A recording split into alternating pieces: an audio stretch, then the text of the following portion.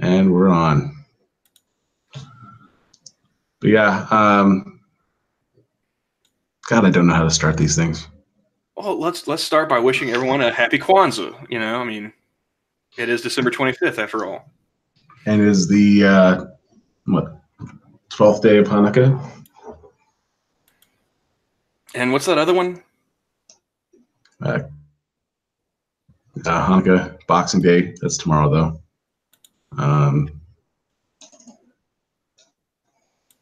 Let's see. I think it's got an X in it.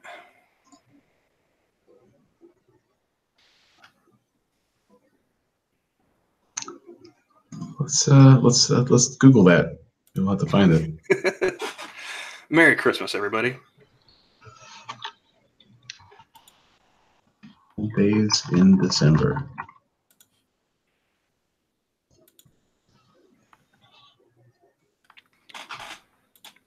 Oh boy. Amasoka.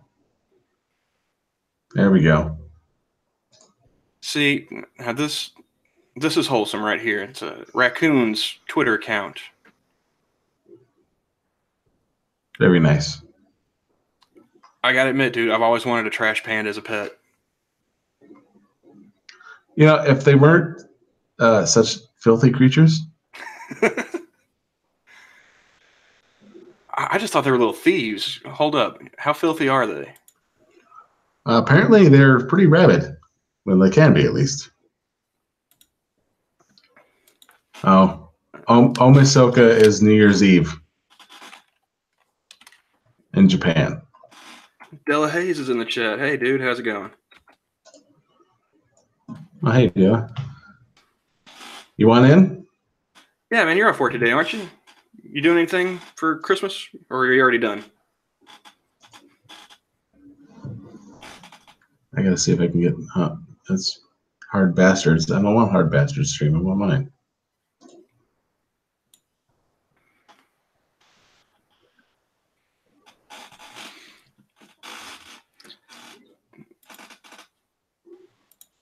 I can't find my own stream. How weird is that? That's pretty bad, dude. It's bad when YouTube won't let me find my own stream. Well, I mean, what was it? There we go.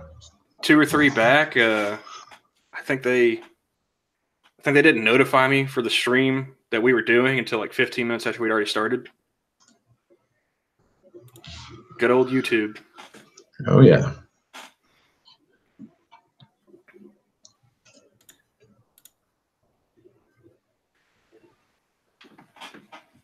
You want to come in and hang out with us, Daily Haste?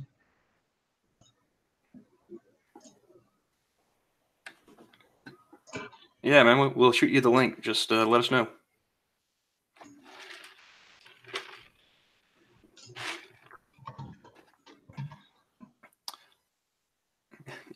That's the spirit. I don't think I've streamed with Hayes yet. He can tell me all about Canada live and in person. And being harassed by Gutenberg. Well, I mean, you know, Terry is all the way in Australia. He was bound to find somebody closer to home. Yeah. That's like, what, a 16-hour flight from Pennsylvania? So. I mean...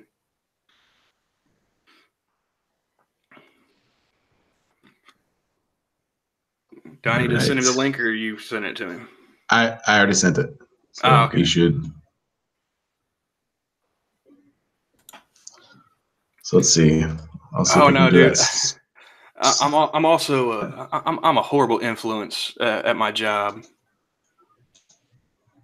Guy that works at the local jail came in this morning, and he was telling me about how he would get dressed up in like his pretty much riot gear and just walk down the halls and shit at the jail just for the fun of it. It's like, can you take your cell phone in there with you? He's like, yeah. I was like, you should play the Imperial March on your phone in your pocket while you're doing that. He's like, oh, fuck, I didn't think about that. I know what I'm doing today. I'm like, oh, shit. I was half expecting to say, no, dude, you can't have a cell phone when you're in the jail. Hey, welcome in. Yo and hello. How's it going, man? Not so bad. Yourselves? I got off work early this morning. I'm getting, I think, time and a half. Oh, neat. Time and a half at the very least. I got a text message not too long ago saying, enjoy that double time. I was like, okay. Because the way it works out, I work overnight. So, I was technically only working 6 hours of Christmas this morning. Oh, here's another one from Jack. Oh God. Like that's how conditioned I am now. Anytime I hear that phrase, here's another one from Jack. Oh shit, what now? Woman charged in ill-timed theft at Target store filled with cops. Oh yeah, they talked about that on Monkey in the Morning. Oh, did they? Yeah. I think Jack was on that one too. Oh, that's from the 22nd. Yeah, that was from the 20. Yeah, I usually miss those ones. Yeah, it was two women stealing electronics at Target where they're doing a shop with a cop. And one of them actually walked up to one of the cops talking about how cool it was they were giving back to the community and yada yada yada. Meanwhile, they were loading up, flat screens and stuff and just try to walk past the register. Not the brightest of criminals. 40-year-old and an 18-year-old. Like, how do you what? Wait, was it a mother-daughter thing? Because I could see that. At least it doesn't seem like it. Our therapist said we needed to spend more quality time together in order to create a bond. So we went on a theft spree. The sad thing is, I actually know people who might possibly say something along those lines. Oh yeah, I hear that. Because whose idea of family bonding doesn't include a little grand theft? It's basic survival skills. You're teaching your daughter, if times get hard and you're that desperate, taking a little bread for the table ain't gonna be so bad. Well, I was telling Johnny before the stream, the area I live in, it's a rural area. It's not a whole lot of people massed together, but I live in the ghetto part of town. The store I work in is right next to two low-income housing complexes. Mm-hmm. And so I get all the freaks coming in and on the graveyard shift.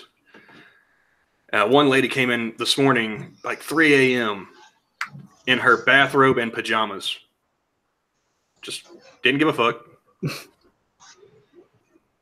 And I'm starting to think that my customers are colluding with each other to see who can top the other and get a reaction out of me.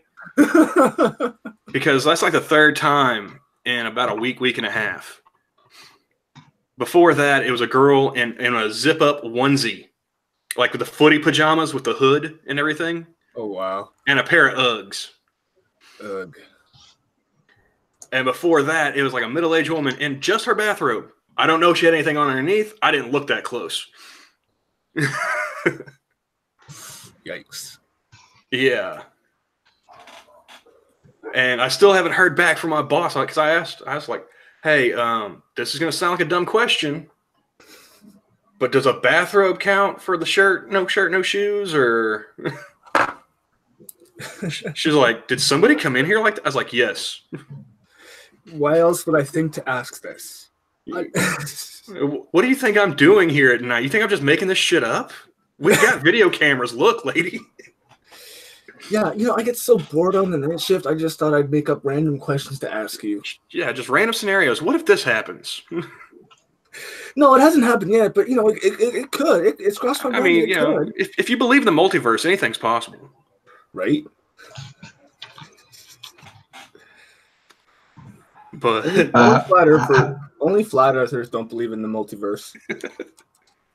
How about this one? Oh, there's the one. It's Baltimore. It's Baltimore. Baltimore gun buyback yields a rocket launcher.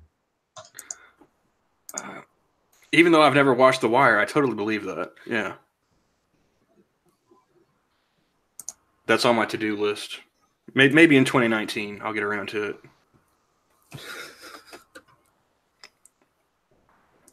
I mean, the question is, why wouldn't you have a rocket launcher, man?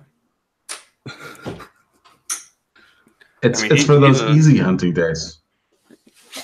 And that man truly believed in the Second Amendment. All right, my computer's going a little slow. I guess that's what I get for buying a $100 computer at a pawn shop. Let's see. Baltimore police say rocket launcher was among the more than 1,000 firearms turned in during a recent gun buyback event. Rocket launcher was traded for $500, and police have reached out to the military and Bureau of Alcohol, Tobacco, and Firearms and Explosives to trace its origin. Police spokesman Jeremy Silbert says the unloaded rocket launcher was turned in Monday, December 17th.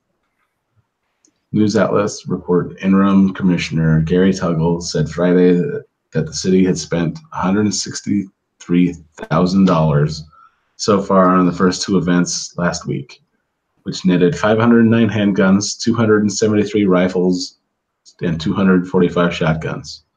The third event was last Friday. And this was, when was this written? 20 hours ago.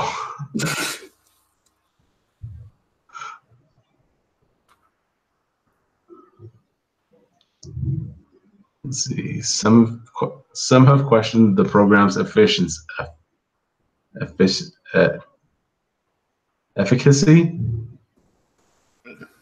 but Tuggle says destroying guns could be used in crimes is the city's top priority.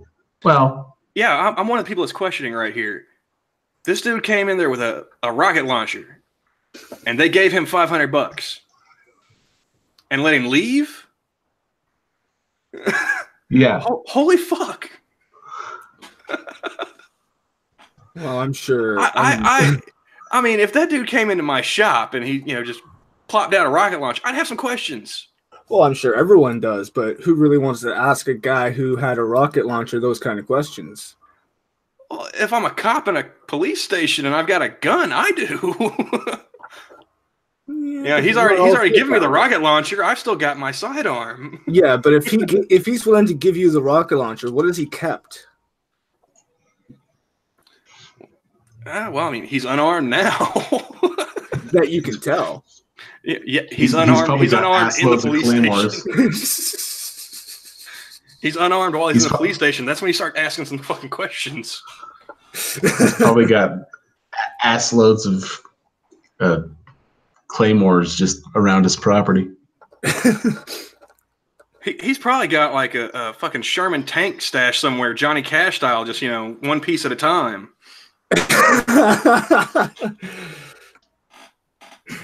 Jesus Christ. Actually, what's really funny here is that there's a business here that will sell you the parts to a sniper rifle and the instructions on how to put it together. But they can't actually sell you the full assembled sniper rifle. God bless America. Well, nowadays, can't you just print one off with a 3D printer? Pretty much. Yeah. I mean, like it won't last that long or do that well, but it'll do enough. It'll probably last like one or two better. shots. Oh, don't they have them now where you can like print metal stuff? Yeah, like certain types of metal can be printed too, I think. I'm the wrong guy to be talking about this. I know next to nothing. Yeah, me either. So, but yeah, a fucking rocket launcher. Wow. That is special. That is indeed. Let's see. I'd like to hear the story behind that rocket launcher. Oh yeah, I would definitely like to hear the follow up once they actually trace back where it came from. It's been in my family for generations. My pappy had it and his pappy before him.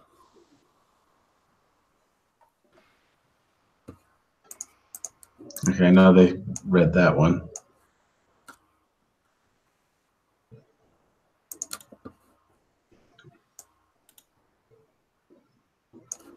And there's Mashisu being ultra depressive. She's got a lot of. She posts a lot of like, and these people were killed, and these people were killed, and these people were killed.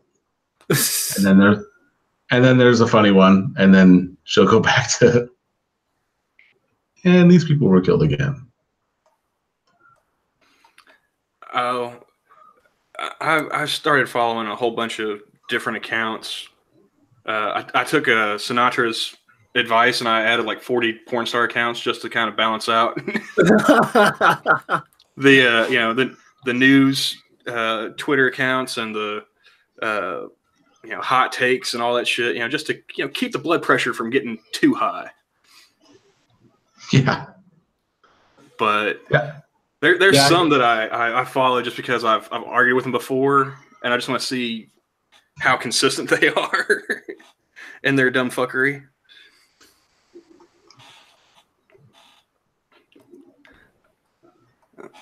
There was one guy who spent all day arguing with me about Elizabeth Warren being Native. Oh, jeez. And like I just want to see how long he was willing to keep it up. Like it was a solid 12 hours back and forth. And finally he gave up like around midnight. But yeah, dude, he was holding on to that. Yeah, she's claiming Native heritage. Just like that'd be like me claiming African heritage, because at some point we're all from fucking Africa. Oh, wow. Did you guys see that thing Mashisu posted about 10 minutes ago there? Or retweeted? I did not. No, I must have missed it. She reposted something from someone from @GarbageWhore. Attention all Twitter users. If you are gay, please get off this app until December 26th. Christmas is a holy holiday, and us normal people do not want our timelines to be cursed with satanic practices like homosexuality. Show some respect and delete Twitter until the 26th. Yeah. And Mashisu retweeted it to Monkey, Satsu, Scribe, SDA, and Pat saying, "Oh, look, a Christmas Poe." Oh, Johnny. Time. They have a top 10 stand-up special list of 2018 for Netflix. Oh, here we go. Oh, boy. I wonder how closely it matches up to the New York Times one. You got the link? If Hannah Gadsby's not number one, it's rigged. I swear. I'll drop it. What I find really funny is that Terry thought that Ali Wong's was worse than Hannah Gadsby's. Well, you gotta remember, Terry's first experience with it was just listening to her screech in that second one. He didn't see the first one. Yeah. Oh, that's true. Yeah, he didn't even see her. He was just sitting there listening to her. And I gotta say, yeah, that second one sounded worse, just because we were sitting there listening to it. See if I can get more people invited. But yeah, I dropped the link to the time list there in the side chat. All right. Here we are. It's loading. Oh, yep. Second paragraph. They talk about Hannah Gadsby's in the net. Yeah. Ali Wong's on there too. Oh, John Mulaney. He wasn't on the first one. Hari Kondabolu.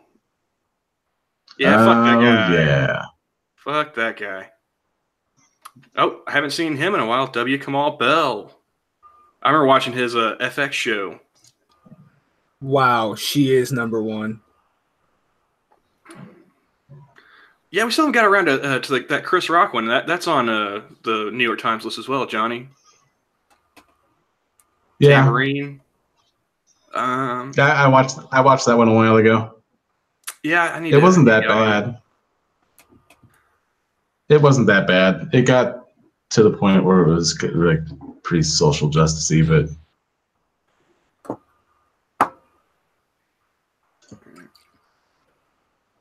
Yep, Allie's on there. Apara Nancherla.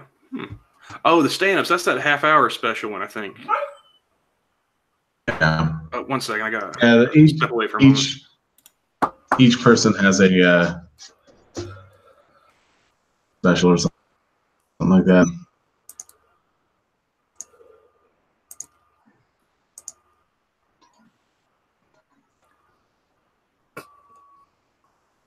Yeah, the one computer I pick out of the pawn shop, and it's slower than my laptop.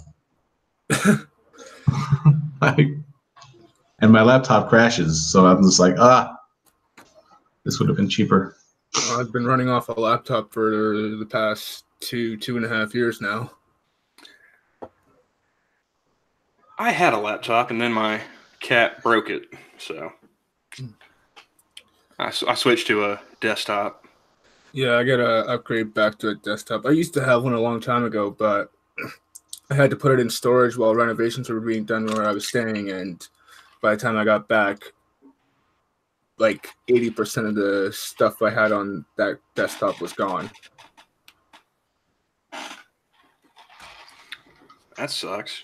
Yeah, and I had like every Disney movie from Snow White to Bolt and like all the old TV shows and such that I used to watch as a kid.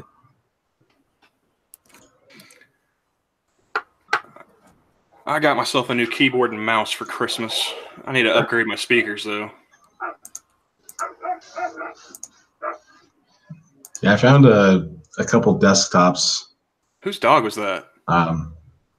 That's probably one of my roommate's dogs. They've got 5 of them, and I think the shepherds are outside right now.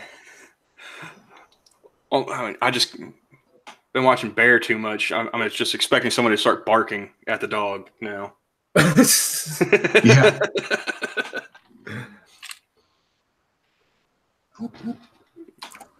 Every time he does that, I crack up. I haven't seen a lot of Bears content lately because he's been doing it in the mornings, and his mornings are while I'm sleeping. Well, yeah, I work the graveyard, so his morning is like a middle of my work day. Well, his morning is my morning. It's just like 3 in the morning, 4 in the morning kind of thing. Oh, I've been joking for a while now that I live on Australian time. Yeah, that's right. I've noticed that. I've noticed you make those comments in the chats. Oh, well, I mean, it probably would be closer to Europe if we're being totally honest.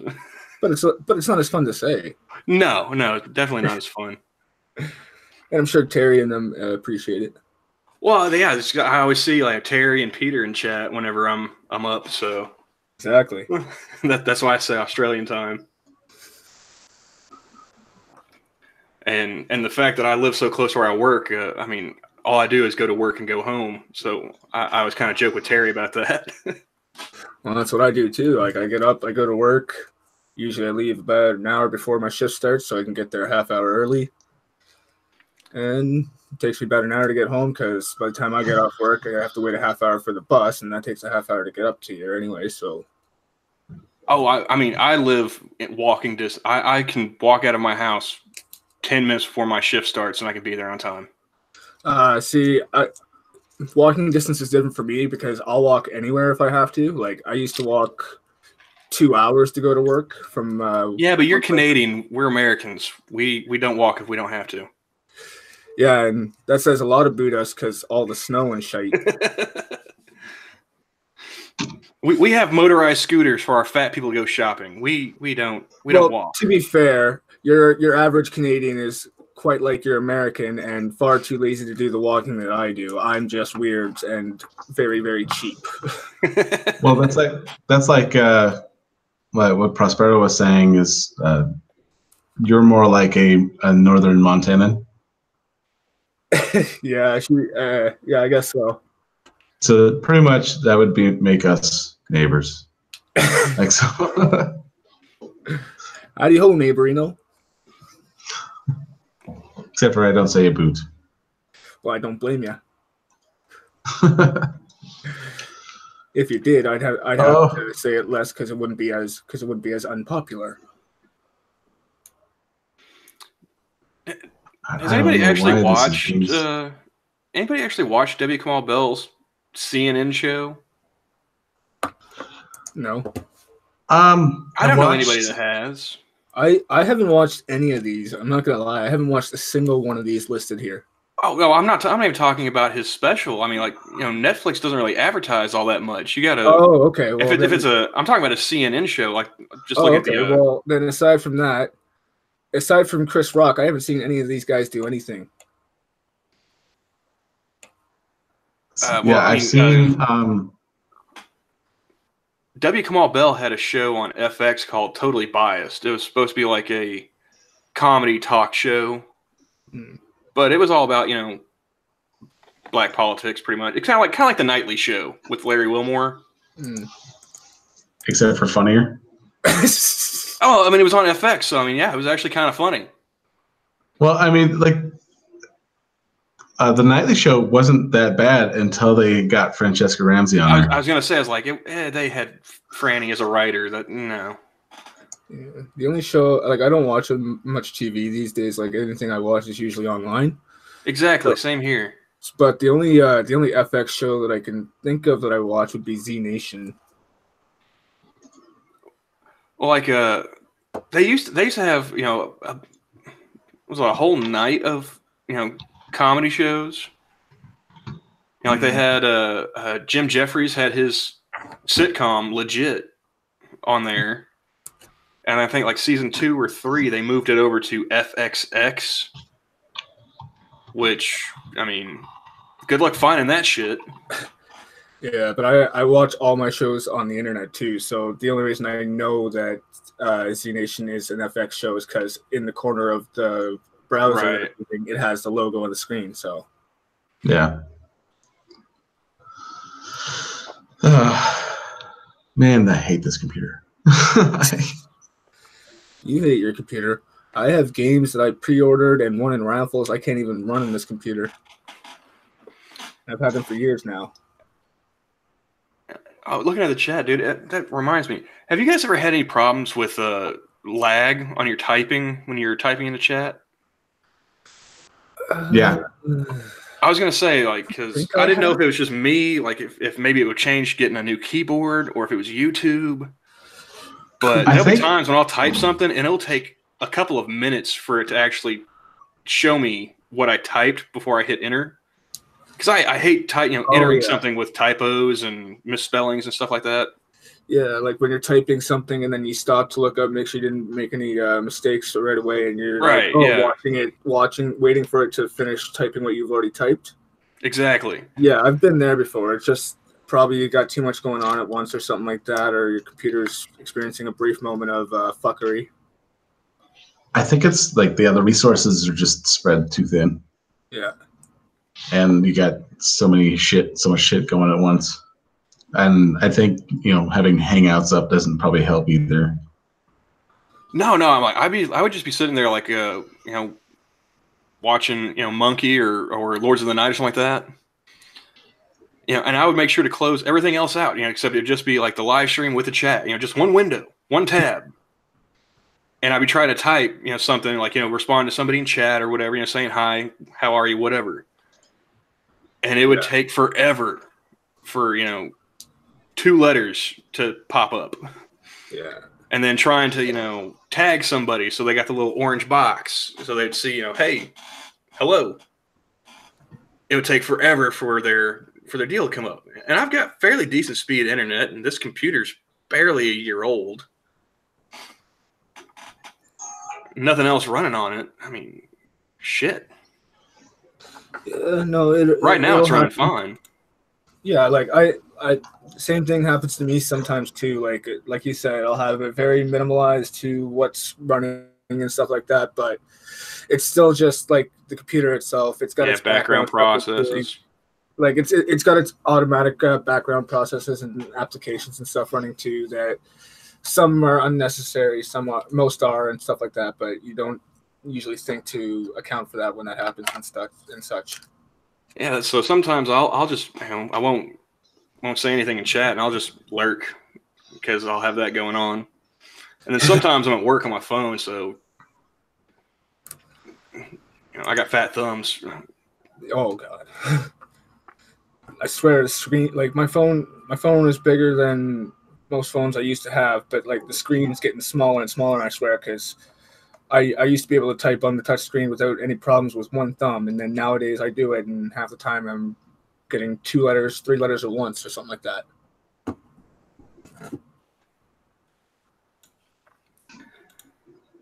Oh. So what other stories Have you guys got, Johnny? Load this time thing? Oh, you're still stuck on the Time article? Yeah, like that's how slow my computer is going right now. It is frozen. Cameron Which I found. Esposito. I've not heard of this person. I'll have to check this one out. Oh no, she, her and her wife were both on at midnight one night. You guys watched At Midnight at all? Yeah, I used to watch it. That was before I had Twitter too, and I was like, when they would do the hashtag game, I was like, I could probably come up with something for that. Yeah. Yeah. And then you get on Twitter and you realize like, oh shit, I'm like the 50th person that thought of that. Yeah, they were both on. It was her and her wife. I can't remember the wife's name. And every joke out of the wife's mouth was a wage gap joke. And I'm just like, this is torture. I'm trying to think of like all the people they'd have on there that I liked. Ron Funks. He's pretty funny. Steve Funches? Agee. Yeah, Funches. Yeah, Funches. Yeah, he's hilarious. Steve Agee's pretty funny. They had Michael Shannon on, and he was the greatest. Wait, Michael Shannon from 8 Mile? Michael Shannon? No. Was it Michael Shannon? The guy who played Zod. Yeah. He was on 8 Mile too. Oh, I didn't see that movie. I was a kid. Don't hold it against me.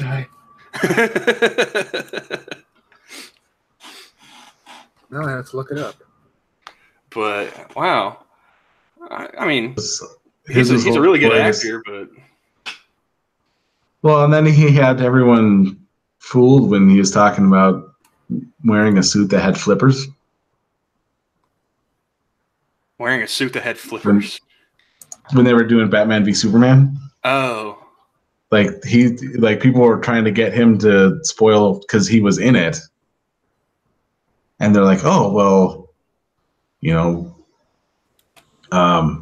what can you tell us about the movie? He's like, well, and he kind of played this sort of like Ruffalo-esque fuck up to where he was talking about how he had a suit that had flippers on it. And he's like, oh shit, I wasn't supposed to talk about that. And so they ran, and so they ran with it. And he's just like, God, like you guys are stupid. He was a penguin or something. Yeah, or something like that. Like how they were gonna. Yeah, he had some sort of suit. What if that's what Ruffalo was trying to do, but he's just that dumb that he just gave it away instead of pulling the bait and switch, he just didn't even bother with the bait. He just went straight for the spoil. I still get amused how Polly and them are still amused by Ruffalo being fired. It's like, for me, it's kind of like, oh, well, fuck him, he got fired. But just hearing them, revel in it, that's amusing. Yeah. Oh, this might be one for us to check out. Oh. Uh-oh. Janny Duenas. Huh? The Chilean comedian might be under the radar for many viewers. She shouldn't be. The Spanish title of her breakout special translates to Great Failures of Yesterday and Today. And it's a winning... Oh, God damn it, screen. It's a winning study It's on going my so slow. darkest and most human insecurities. This already sounds like I'm going to slit my wrists the long ways. You're gonna follow. If you're not taking more than one stab, you're not doing it right. Yeah, this makes it sound like I'm going to want to go down the highway, not across the road, though. Yeah, you follow the stream. You don't cross it. Well, you see, you start by going across, and then you're like, oh yeah, I really want this to happen. So then you go down the stream. Well, you get halfway and you're like, I'm just doing this for attention. If I want to be serious. Or just take a corkscrew to straight to the wrist. Well, if you're going to do the corkscrew, you might as well go straight for the jugular.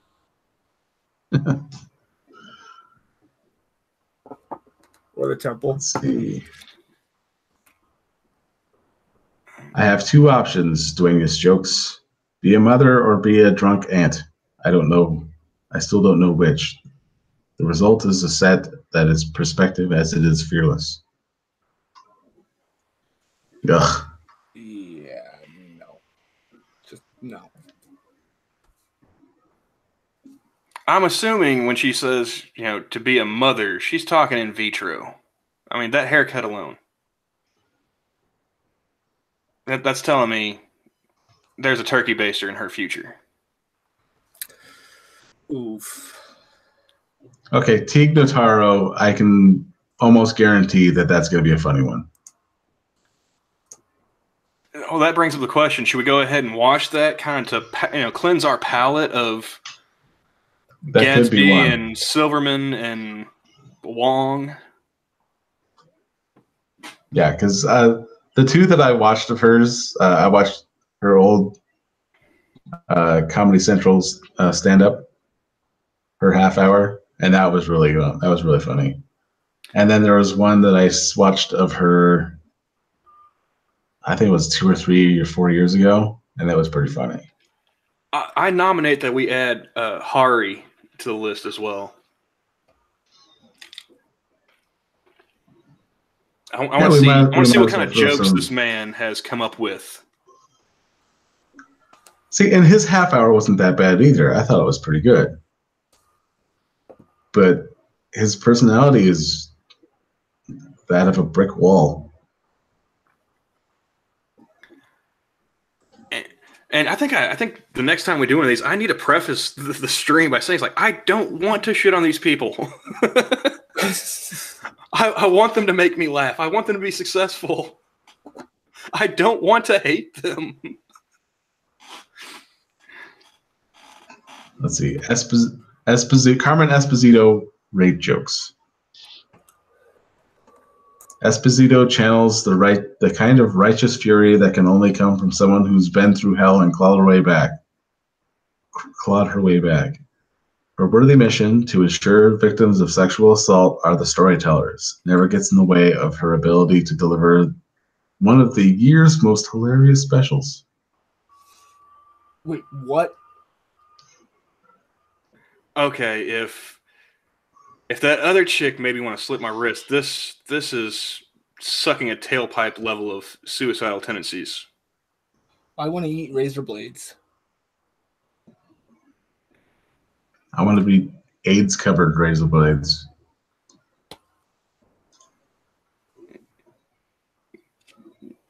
But yeah, I mean, just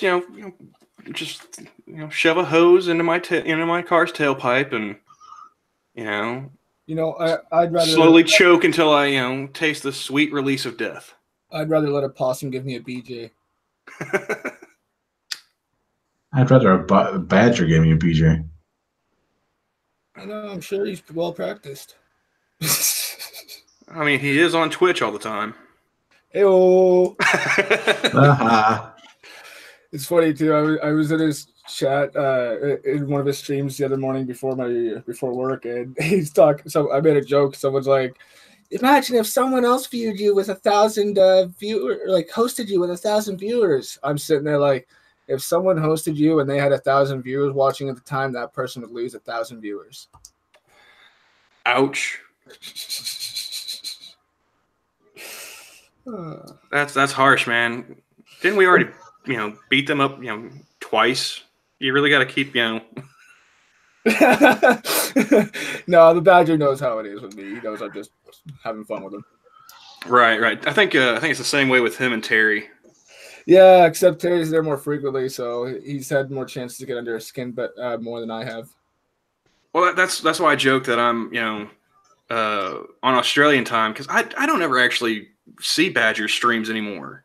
Yeah, I think he's in the afternoon.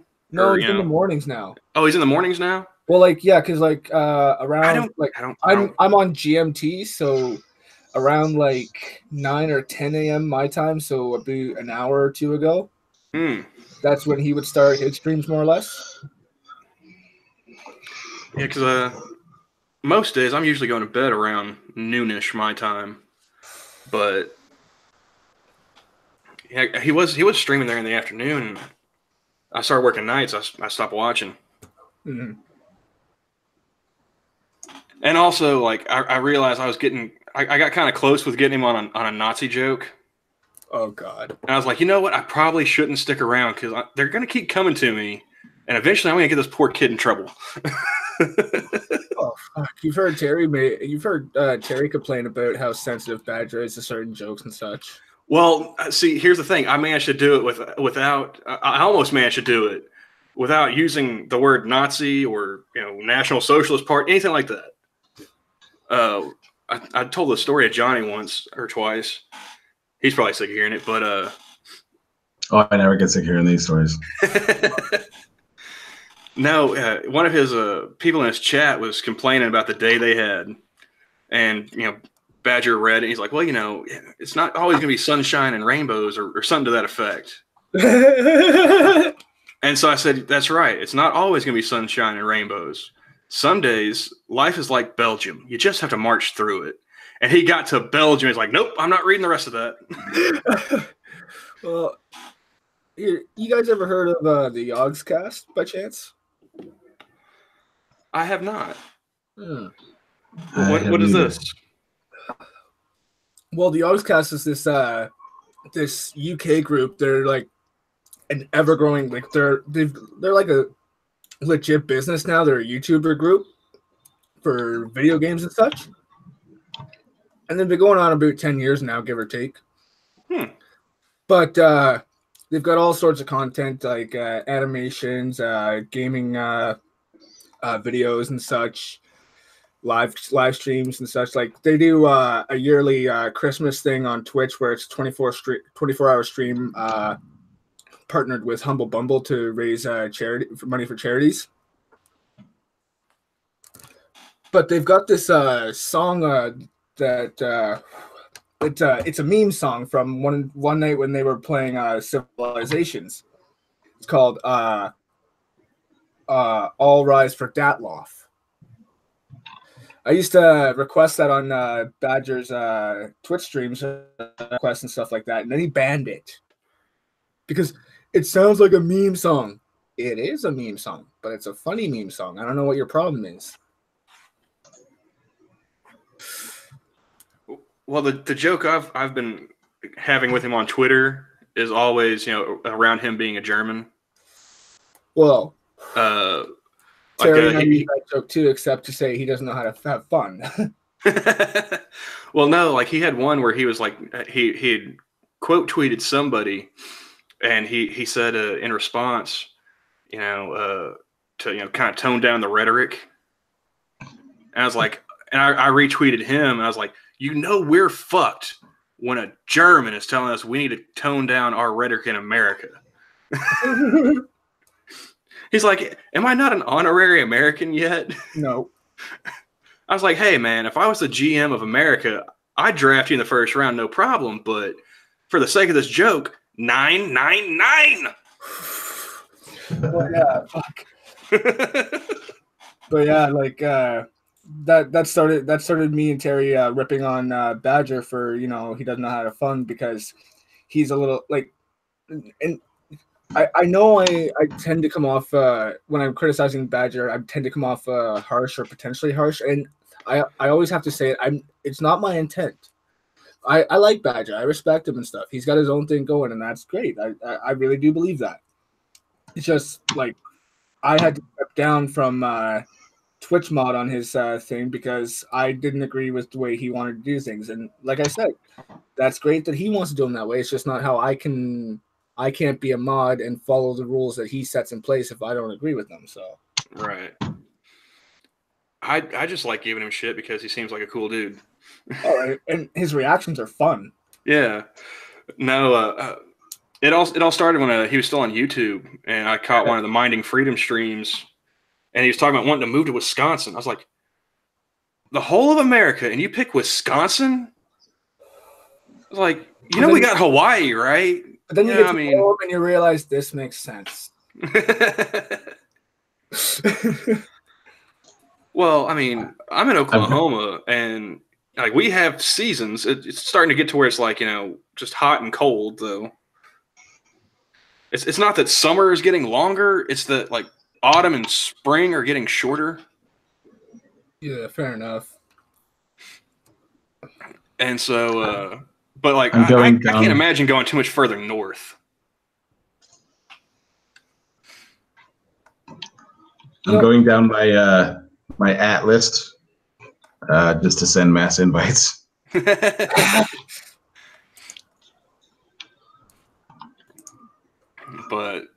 But yeah, like I was like, Wisconsin, really? I was like, dude, if I could just pick up and move, like I'd be going somewhere tropical.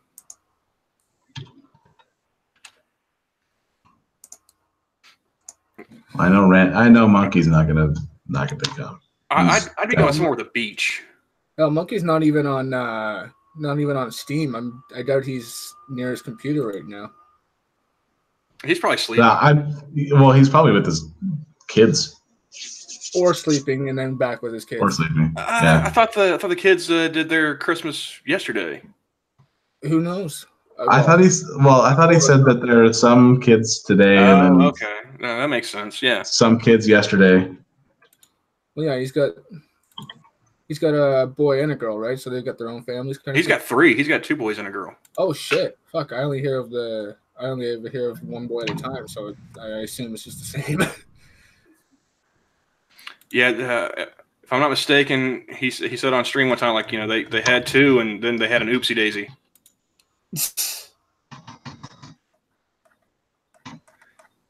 Yeah, fuck! So, I don't even have anyone online. I don't even know if Terry's back off his phone or not. Because like I know he said even if he was awake, he said he was spending a few days where he would only be restricted to using his phone. So right. But no, man, that's the way it should be, though. It's Christmas, man. I mean, we've already got our Christmas stuff taken care of, or don't do anything, or just hanging out. Yeah. If you got a family, yeah, that's what you should be doing. But no, man, I just had people coming in all night last night. It's just like that one. I can't say shit at work, a lot of the time. Although it's a lot looser on my shift than it is. Because I'm the only one there. I don't have a boss, really. So I have a question. Do you think, just on a whim, if I invited Christopher Sabat, do you think he'd join us? He's the voice of Vegeta. Vegeta. Do it anyways. If he said yes, that'd be fucking awesome. Even if he read it, that'd be fucking awesome. What's the worst thing that's gonna happen? He ignores it. Yeah. As long as he reads it, that's fucking good enough, right? Yeah, that's really all that's. I mean, if he said yes and he actually showed up, oh man, that would give me the motivation to make a time machine to go back to my 4th grade self and say, "Hey, dude, it's all gonna pay off." That would be I would make more sound clips after the stream. I already got to finish the sound clips I took from the other night's Minion stream, but yeah. Yeah, the other night's Minion stream was full of a lot of sound clips you can make. The other night's Minion streams made me get SoundPad. I'm already working on that. I got a bunch of them. I got to finish up the touches, but I got stuff for like Platty saying tits and lotion. The orthodontist stuff. I got the whole clip of Mustafa reading Bennett's part.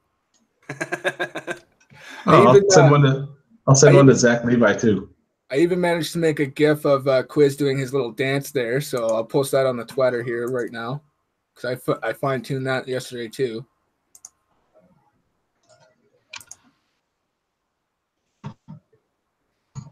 I'm not sure if you saw it in the server, so I'll tag him when I do. You mentioned Humble Bumble earlier. Yes, I did. How familiar are you with that? Because I heard Monkey talking about it, and Johnny brought it up to me this morning. I've used it a few times. That's about it. Like I used it last year when they did their Jingle Jam thing, and I got for $50. I got like let's just say my Steam library went from in the mid-teens of games to about 100 games. Damn. And then a couple times over the last year, I've seen in the Minions books, videos, and game suggestions that someone's posted every now and again. Hey, Humble's got a free game going. Speaking of which, Subnautica, if you guys are interested in that, that's free right now until Thursday on Epic Games. Now, do you have to have a membership with Humble Bumble? Humble Bumble? You create an account, but if it's free, it doesn't cost you nothing. You don't need no credit card, nothing, as far as I know. That's cool. Because that's still we still got like I think it's like 5 hours with the audio video editing equipment. Oh yeah, I've seen that too. The Vegas or whatever. Yeah, I'm not even gonna look into that because, like I said, I still need to upgrade my computer before I can worry about anything else. And I've been saying that on the Minion stream and stuff like that too. Like, oh, everyone's stopping by. There's a lot of people. Oh yeah, a lot of people have. I looked at it, but if it costs money and therefore it's better than the freak stuff that I use, so I'm not even gonna look into it. Like I said, until such time as I've upgraded my shit. Yeah, I just went down and started. I don't get loaded down with too much software on this computer. I'm gonna upgrade at some point. And there we go. I just uploaded the GIF on Twitter of Quiz. And Quiz, that's Humble Bumble. Humble Bubble. Whatever the shit it's called. Minions, I don't care. That's hilarious. Morning Quiz, morning Kyra. Well, that's like when they had at Dairy Queen, they had the brownie batter. Morning, Vincent. And when I went to order it, I ordered the brownie bladder. And my stepson just starts laughing. I'm like, what? What are you guys laughing at?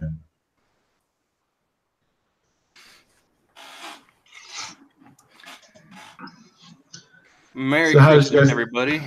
Yeah, how's your guys' Christmas going? Oh, shit. Dog. We got Lawyer Dog in the chat. Oh, snap. And if you guys want in, just let us know. Invites are open.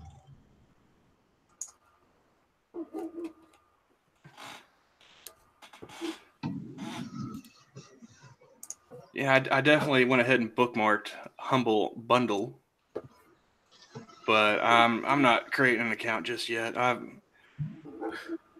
see about after New Year's. Hubba Bubba. I love that stuff. That's a little rough on the teeth, but yeah, it's good stuff. It doesn't seem to last as long the flavor anymore, does it? Oi, Quiz. When you were a kid, you could chew that shit for hours. All right, I will send the link as soon as I find. Oh, you got it? Oh no, I thought I just wasn't sure if someone heard me, and then you said something. So. Oh, okay. Yeah. This is a very unprofessional Christmas stream. So I'm still Bloody Marys. Wait. How does one cook a Bloody Mary? Don't you have to boil something? No, I've mixed a Bloody Mary, but I've never cooked one. The furthest I ever got in mixology was adding Coke. A cola. Okay, that's weird. Like, yeah, Bloody Mary is just a Caesar, but like tomato juice instead of Clamato, more or less. I don't put vegetables in my booze. Okay, that's a hard rule. And Quiz, you're absolutely right. Unprofessional is what you do, baby. And it's sent. Right arm. And yeah, I agree. Vegetables in alcohol, no. I also don't do fruit in my alcohol either, but I I don't do any milk products. Like I'll drink regular eggnog. You know, I'll drink the non-alcoholic stuff, but I'm not putting the bourbon in it. Well, good I'm morning. Good afternoon. There's Kefki. Nice to see you up. I'm not doing a White Russian either, though. So See, I'll do eggnog, but only if I make it myself. And I really wanted to this year, just because I wanted to make a video of making the eggnog that I make, but I didn't have the time because of the show I went to out of town last weekend there. But next year that'll happen. Yeah, I think rather than just all that searching for whatever window I have it in, I'll just put it in the chat. I was gonna say, if you wanted, I could have just gone into my Twitter messages and done it.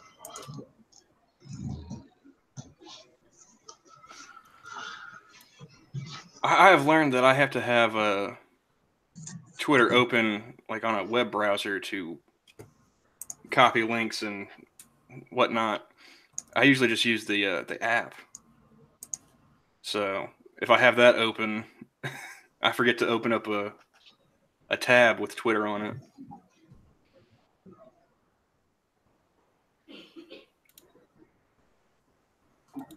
I still got to go back to this slow window.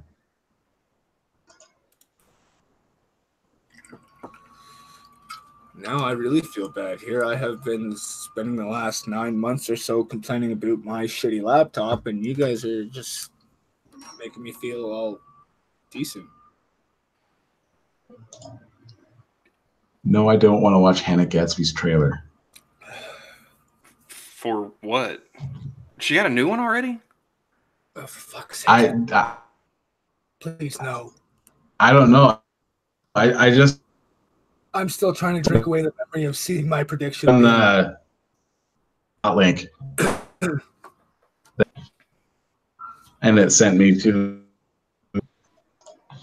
No, it sent me to because it said it sparked a national conversation. Oh God! Wow. And I didn't realize the national conversation was this bitch isn't funny.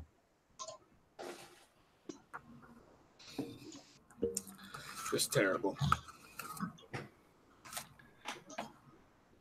Well, I mean, what was funny to me was seeing like Joe Rogan talking about it on his podcast with another comedian. Oh God! And yeah. they were, because they're stand-up comedians, they want to be supportive and everything, but at the same time, they also want to be truthful and funny. Well, I think they're leaning more towards supportive. That's lame, but fair, I suppose. But it was just watching them. There is the dance master himself. Hey, how's it going? How's it going, Quiz? Yeah, it's going all right. And I prefer Dance Master Flash, thank you. Things keeping groovy over there, bud? Oh, always. Loving it.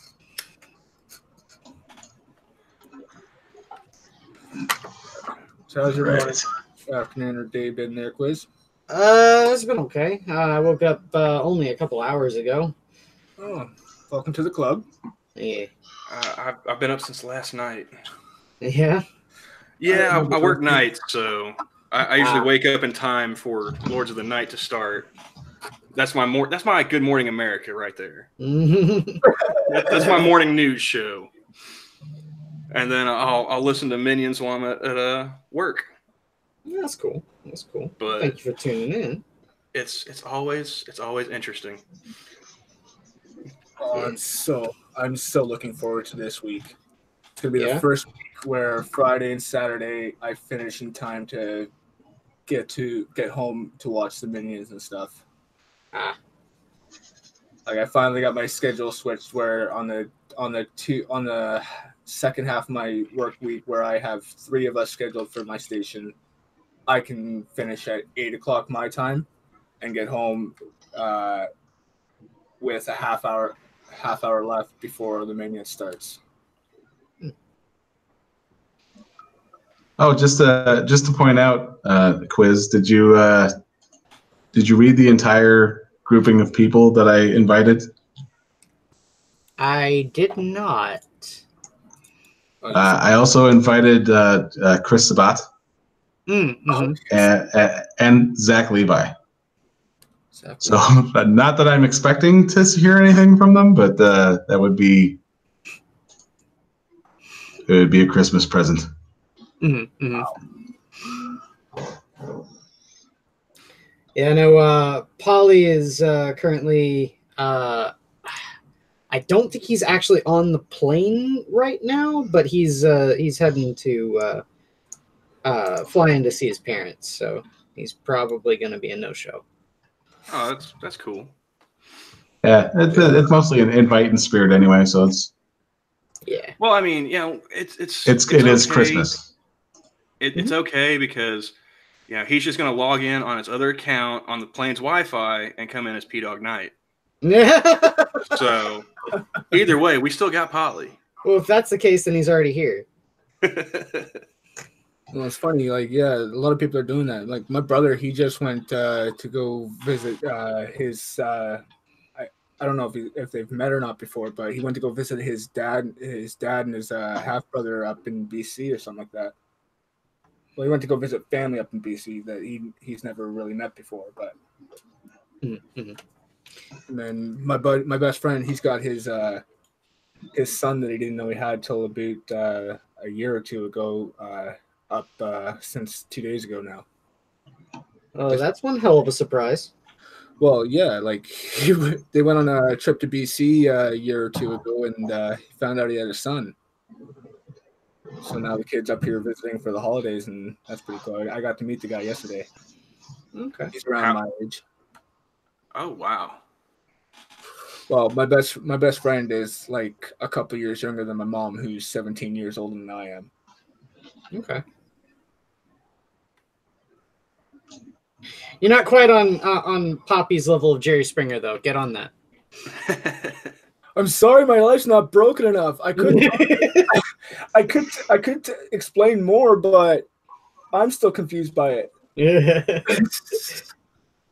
Well, that was a early Minions lore when Poppy was talking about her situation and how her life had led to that. The only response, like, because it was not gonna lie, it was a little awkward. And the only response that I had, I was there to break the tension, was Jerry. It was funny. I would have felt bad if she didn't immediately start laughing. So. Oh yeah, I get a ton of those, like, because I work at a graveyard shift at a store, and we get all of the bums, junkies in at that time. Mm-hmm. And sometimes, I just end up saying whatever pops into my head, and it's probably 90% of the time it's offensive. But they're junkies, so they're not going to file a complaint. Yeah, never apologize for it. But there's a girl the other night, like her and this dude and this other chick come in, and she's drunk, and she dropped her new vape, and it broke. Ooh. And this 20-something-year-old woman actually stomped her feet and threw a tantrum in my store. Oh, God. Like she was 5 years old.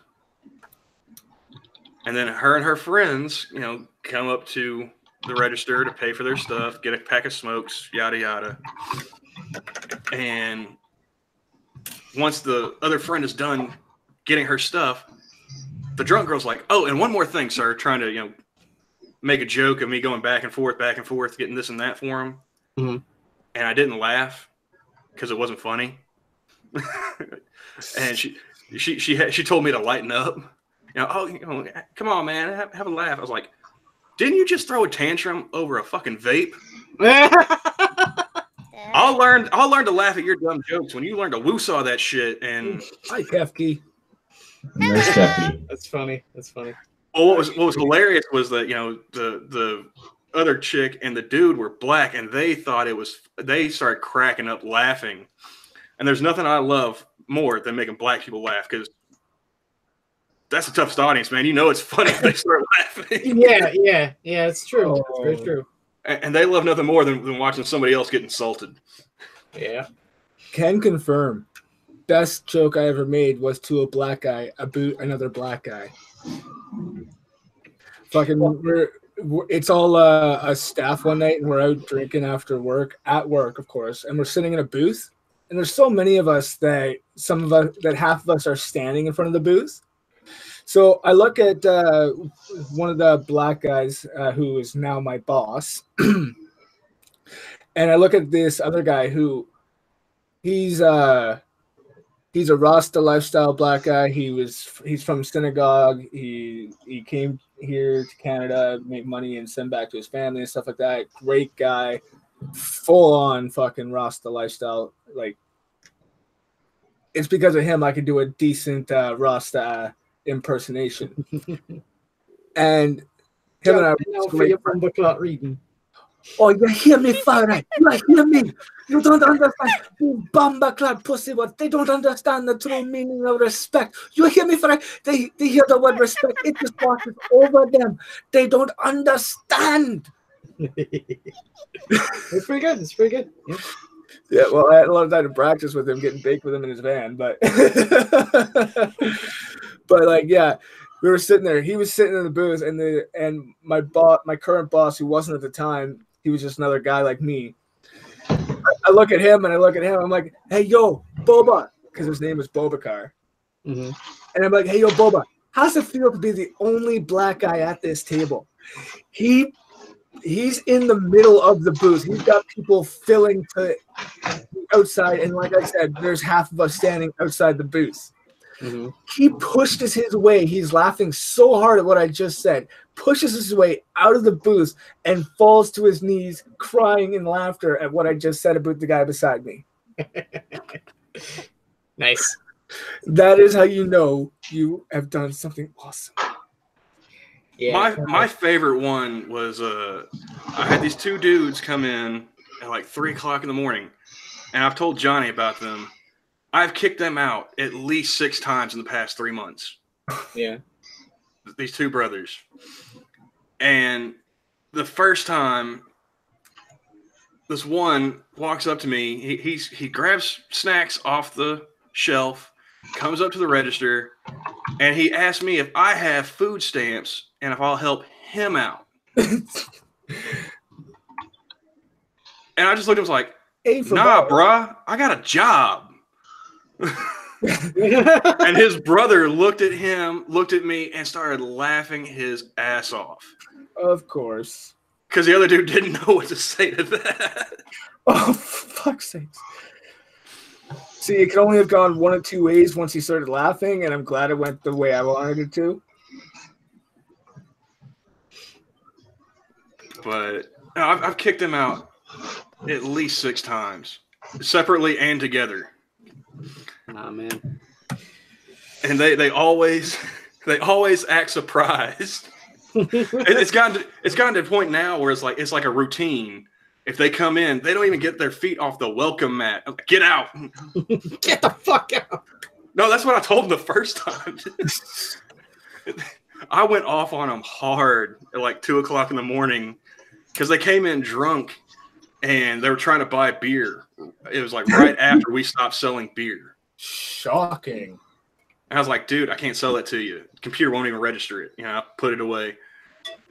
And he goes and gets, Doritos and whatnot. His brother comes up there, tries to swipe a food stamp card. It gets declined. And while I'm trying to explain to him, you don't have any money. The drunker of the two just opens up his bag of Doritos and starts eating them at the register right in front of my face. Oh. And I get the fuck out, get out right now.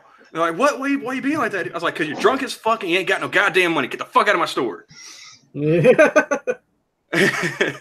And my assistant manager reviewed the videotape because we've got cameras on every goddamn angle of that store, and they're all wired for sound.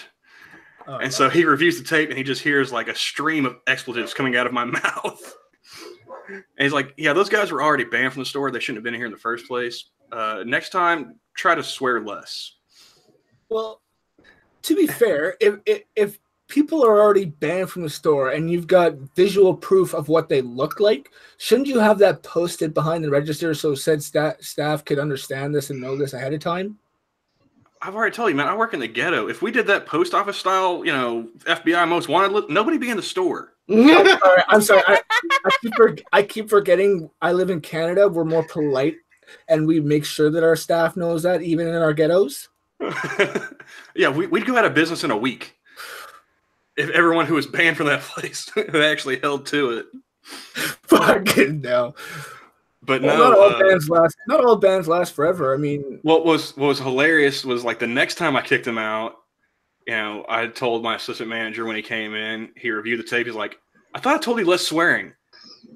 I was like, oh, I only said fuck once this time. That's got to count for something, right? Right? I just said get the fuck out.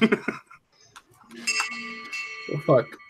Speaking of bands, I just seen this funniest video yesterday that gives me that rips apart any faith I had in parenting these days. Fucking this guy had this video of a compilation of where he was running or hosting or modding or whatever the fuck it was on a Minecraft server, and this kid was using hacks, so we gave him a 7-day ban. And his mom Skype calls him, being like, "Oh shit, my son did this, blah blah, this happened. I'm so sorry, blah blah blah. It's all gone, blah blah. Can we get the ban unlifted?" No. It's a 7-day ban. If I do this for your kid, I have to do it for all kids whose moms call and say this, blah blah blah, kind of thing. Well, I don't understand what the problem is, kind of thing. And it escalated to her because like he was making videos and posting them on YouTube, and that's his livelihood. She was demanding money from these videos and stuff like that, and it was just so fucking hilarious how far it escalated. It got to the point where he finally talked to her husband, who she claimed was her husband, but turned out to be her ex-husband, and is like, "Yeah, she's a nice girl and all, but she's just We're ex for a reason, obviously. I understand shit like that. Like, it went from 0 to 60 so fast, and just the way it ended is so funny. It went from 0 to let me talk to your ex-husband. One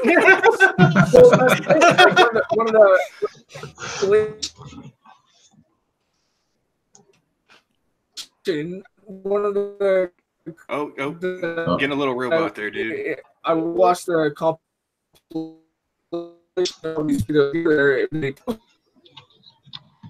Heavy roboting. I think you might have caught up, but yeah, you're roboting pretty bad there, Della.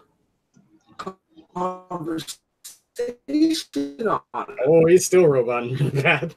Wow.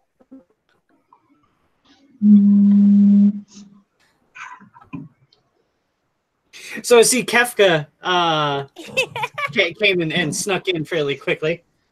Kayak! Yeah, I was just going to ask because you... Oh, there's another robot.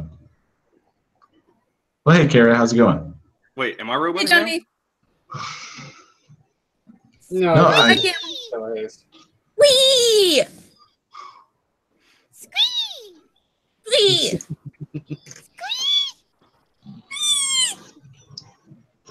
Well, we're here now. We've arrived at good. It's a squirrel fight. Yeah.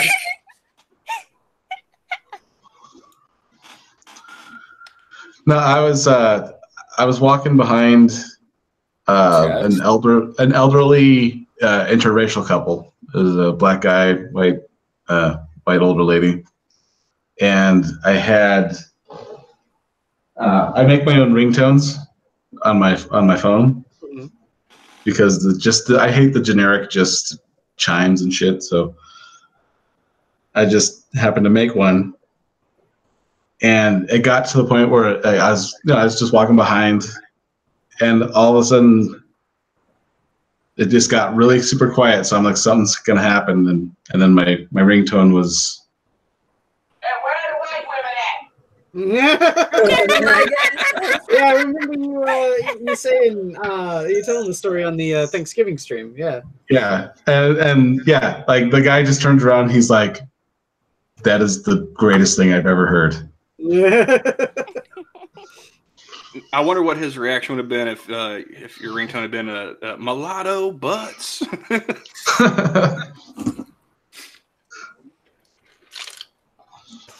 No, me and my best friend in college used to do that all the time. Whenever we go to like a house party or whatever, I'd walk through the door like, "Oh, boys, look what I got here." He just popped it around the corner. Where do white women at? Exactly. I think they should remake that movie line for line. Just to find the people that would fit it, and then just remake it as it was. Because that would be the only way they could make that and keep it as. The only way I would be able to accept it is if they had Chappelle playing Sheriff Bart. Yeah. Chappelle would be a good fit for that. And he's already been in Mel Brooks movies, so. Yeah. But I mean, at the same time, I don't know, man. Just leave it alone. Yeah. Yeah, it's classic the way it is. They've already remade The Producers. You know. I think it's the only Mel Brooks movie they've remade, right? Yeah, it is, but that's because it had the Broadway revival with Nathan Lane and Matthew Broderick. Mm-hmm. But yeah, I don't want to see. I don't want to see them remake. I would like to see a History of the World Part 2, but at the same time, you know. Well, they're remaking Child's Play, for God's sake. Mel Brooks is getting up there in age. He's getting to the point where I'm not sure if he's going to be making any more movies. Did you 94? You said 95? Yeah, he's in his 90s. Yeah. I knew he was a contemporary of Stan Lee, so. Yeah, he served in World War II. Mm-hmm. Sang to the Nazis from the trenches. But no, I don't want to see. I don't want to see them doing Blazing Saddles. I don't want to see him doing Young Frankenstein or Spaceballs. Just leave it alone, man. Spaceballs. I wonder how mad I'm gonna get after his passing, because if it's anything like Stan Lee's, then I'm gonna recede away from the public on the internet. Oh yeah, no, I guarantee you there'll be the same amount of social justice bullshit when he dies. I think with Johnny here, I think I'm just gonna quarantine myself the moment I see on Twitter,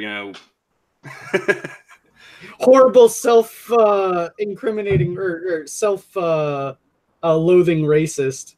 Mel Brooks died. I will just wait for the first Mel Brooks is a Nazi. Yeah, right. Oh my God, yes. Yes, the man who fought Nazis in World War II is totally a Nazi, guys. Oh Totally. no, it's the Jew that fought Nazis. Again, it's the cover. But he wrote a song praising Hitler, Johnny. Come on, man. Yeah. Springtime for Hitler. That means he's a Nazi. What doesn't mean he's a Nazi these days? I don't know. I'm as I'm putting paint on this model, I'm kind of appreciating the sculpt. This is a really fucking small and thin model, and the sculpt on it is actually really damn good. I brought up a picture of Nathan Fillion as Malcolm Reynolds up on my one monitor here, and I've just been trying to match the colors, and God. Oh, that's right. You said you were doing Firefly minis, right? Mm-hmm. Awesome.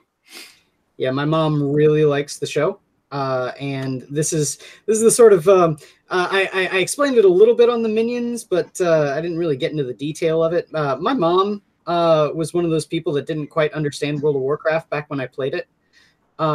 She thought it was just like a regular video game, and not like a commitment that you had to make.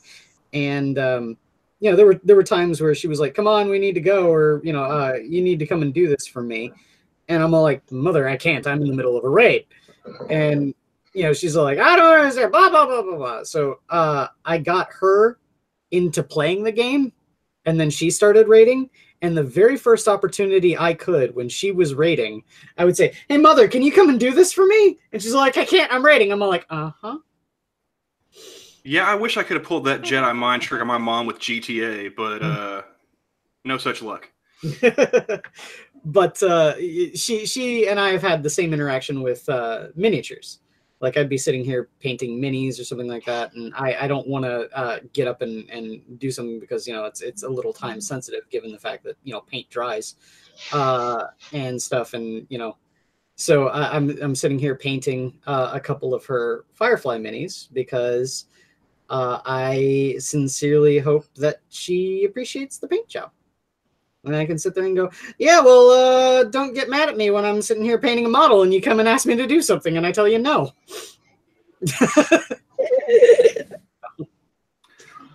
That's one of the things that I really enjoyed Netflix for was finding Firefly and like Doctor Who and stuff like that. Mm-hmm. Mm-hmm. But at the same time, it kind of sucked because like, oh, when did this show come out? Ah, damn. Yeah, right. When did the show come out? Oh, it's already done? Oh, fuck. Yeah, I watched Serenity first, and I thought and then I watched the show, and it kind of just pieced everything together. But yeah, I was so lost when I watched the movie. Yeah, I liked both. A lot of people hate Serenity, but not me. I really like it. I mean, it's a good little bookend. Yeah. Mm-hmm. What got me was when I started watching Doctor Who. They had wasn't it Christopher? I can't pronounce his fucking last name. Christopher Eccleston. Eccleston. Yes. Okay. Was that the one with the leather jacket? Yeah, the black leather jacket. Yeah, right before David Tennant. Yes. Yeah, the Ninth Doctor. The only thing I'd ever seen him in before that was Gone in 60 Seconds and G.I. Joe. I didn't even see the G.I. Joe one. I just Gone in 60 Seconds. Did you not see 28 Days Later? I didn't realize. Bits and pieces. I never sat down and watched it all the way through. Oh, okay. I would catch it. Here or there. It's one of those movies. It's really a slow burn, and it's very, very much inspired by The Walking Dead. So if I thought 28 Days Later came out before The Walking. Oh, you mean the comic? The comic. Yeah. Okay, yeah. Yeah, because it starts exactly the same as Walking Dead. The main character wakes up from a coma in the hospital in the middle of a zombie apocalypse. Yeah. Like I had seen enough of it to get the plot of the movie and kind of the ending of it, but I never sat down and watched all the way through to see who was playing who. Yeah. Well, Christopher Eccleston, he comes in, or Eccleston. Wait, isn't he a military guy or something like that? Yeah, he comes in like all the way at the end of the movie. Right, gotcha. Okay. But yeah, I saw Doctor Who before I actually kind of saw the end of 28 Days Later. But I was like, wait, this is the guy from Gone in 60 Seconds. What's this about? Because that movie is one of my guilty pleasures. Oh yeah, it's a great movie. I love that movie. Oh, yeah, I agree. Well, I mean, I like the I like the cars. I like the soundtrack. It's probably one of the few Nick Cage movies I actually will admit I like.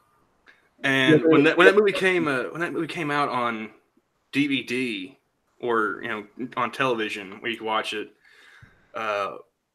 my mom had a giant surround sound system, and so one night we ended up watching that movie. Like me, her, my sisters, a buddy who was staying the night, and she had that surround sound blasting so hard it was vibrating the walls. It caused some of her beer stein collectibles to fall off the shelf. Oh no! Like when one of the car chase scenes. Mm-hmm. And we're like, yeah, we might want to turn this down before the cops get called. Yeah, you don't say. It's like 10 o'clock. It's like 10 o'clock on a Saturday night. I'm sure people don't appreciate that. Actually, a city over from here, cops swarmed this trailer, and because they heard gunshots, and people were they thought people were getting shot there, and as they broke down the door, they realized they were watching one of the episodes of The Walking Dead with the surround sound system on. Jeez. That's like, oof. We'll replace your door. Yeah, right. No, it's modern cops. They're not going to replace shit. They're not even going to apologize. They'll just leave. They're going to give you a citation for disturbing the police. Yeah, right. Yeah. Pay for your own damn door, criminal. Yeah, right. You justify it some way, right? Or blame the neighbors for calling. I don't know. Yeah. Well, it's funny actually. My brother is a little old school when it comes to his parenting style, right? So what I mean by old school is that he actually spanks his children. So you mean like he a good parents parent. like it's still the 90s? Yeah, like a good parent, you know. And his neighbors saw him, disciplining his children one time, and they called the cops on him. And the cops come in, and they straight up Duluth modeled him. They had to sit there and sit down and figure out the situation, domestic abuse or whatever. And then they interview the kids, and then they realize what was going on, and the cops let him go, and they don't cite him or anything like that. See, that's one of the benefits I have to living in a small town. It's like being 20 years in the past. So like we're just now getting to like the late 90s where it's still acceptable to beat your kid in public. Yeah. Like I had one lady come into my store, and she had her kid with her. This is when I was working second shift, and this kid was being, he's maybe 5 or 6, but he was being a little asshole. Yeah. Because kids are little people. And some people are assholes. Mm-hmm. Boy, howdy. So she, being a good parent, she grabbed this kid by the shoulder of his shirt, and she looked him right in the eye and said, "If you don't behave, I'm going to ask that nice man behind the counter if I can use his belt. I'm going to whoop you right here." And please tell me. At the time, I had on a pair of pants that they fit well enough around the waist. I wasn't wearing a belt. So that kid looks at me, and I look at the mother, and I say, "Ma'am, I'm sorry, I'm not wearing a belt." And this kid gets this smug little look on his face, like, ha ha. Oh, yeah. But I saw the kid making that face, and I looked at the mother, and I was like, "But I will gladly let you use my shoe." And I started kicking off my fucking Nike right there, and that kid's eyes got as big as saucer plates. He's like, "Oh, shit, I'm going to get my ass whooped with a sneaker." See, I would have just pretended to take my belt off underneath the counter, ducked a little if I needed to, just to make sure. No, I made a big show of it too. Like I was sitting there like almost moonwalking. I was kicking that shoe off. That's what I was saying. Like the way you did it, great recovery. Well, because before that, I'd had this grandmother, not even the mother, come in the same day with her kids. One of them she looked like a cockeyed little version of that kid from Finding Nemo, the girl that tapping on the glass. Oh God! And she was about the same age as that boy, and she had an older brother with her who probably 6th or 7th grade. I swear he looked like Pigpen from Charlie Brown, dude, like a cloud of dirt following him. Okay, cloud of dust and shit. And I actually saw the mother one time. She was like 6'2", 350, and she dipped. Oh, so just, no. Yeah, we're talking like the hillbilly of the hillbilly clan. Gotcha. And Grandma, she looked like a weathered old prune. So she was definitely not keeping these kids in line. The little girl actually climbed the slushy machine. Oh, Dang, boy. Like it was a rock wall. And I was just looking at this one, I was like, are you going to do something about this? Because, like, I mean, you can beat these kids and get away with it. I can't. Mm-hmm. You know, I can't I gladly would, but I can't. Yeah. And so, yeah, like that little boy, when he came in, he was wrong time, wrong place, bro. Mm-hmm. You picked the wrong store to show your ass in today. Oh yeah. But the funniest bit about this whole thing with my brother is the fact that he actually had the same neighbor call the cops on him again when he disciplined his children a second time. Same cop came out. He comes up and he's all like, "Oh, it's you again? What the?" And then he actually came up to my brother. My brother waved at him, and then he immediately went over to the neighbors and said, "If you call me again about him, I will come and arrest you for wasting my time." Okay, you know you done fucked up when the cops tell you to quit snitching. Yeah. I appreciated that story from my brother, so.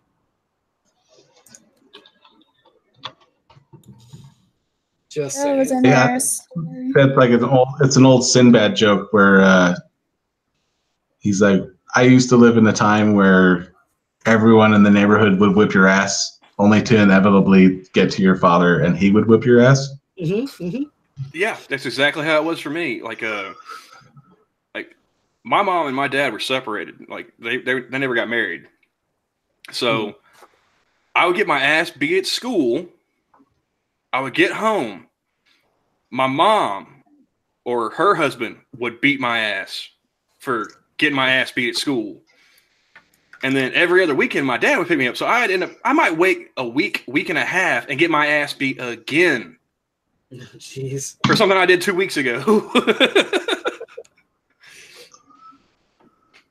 So, yeah, man. I try not to fuck up that much when I was a kid. Yeah, right?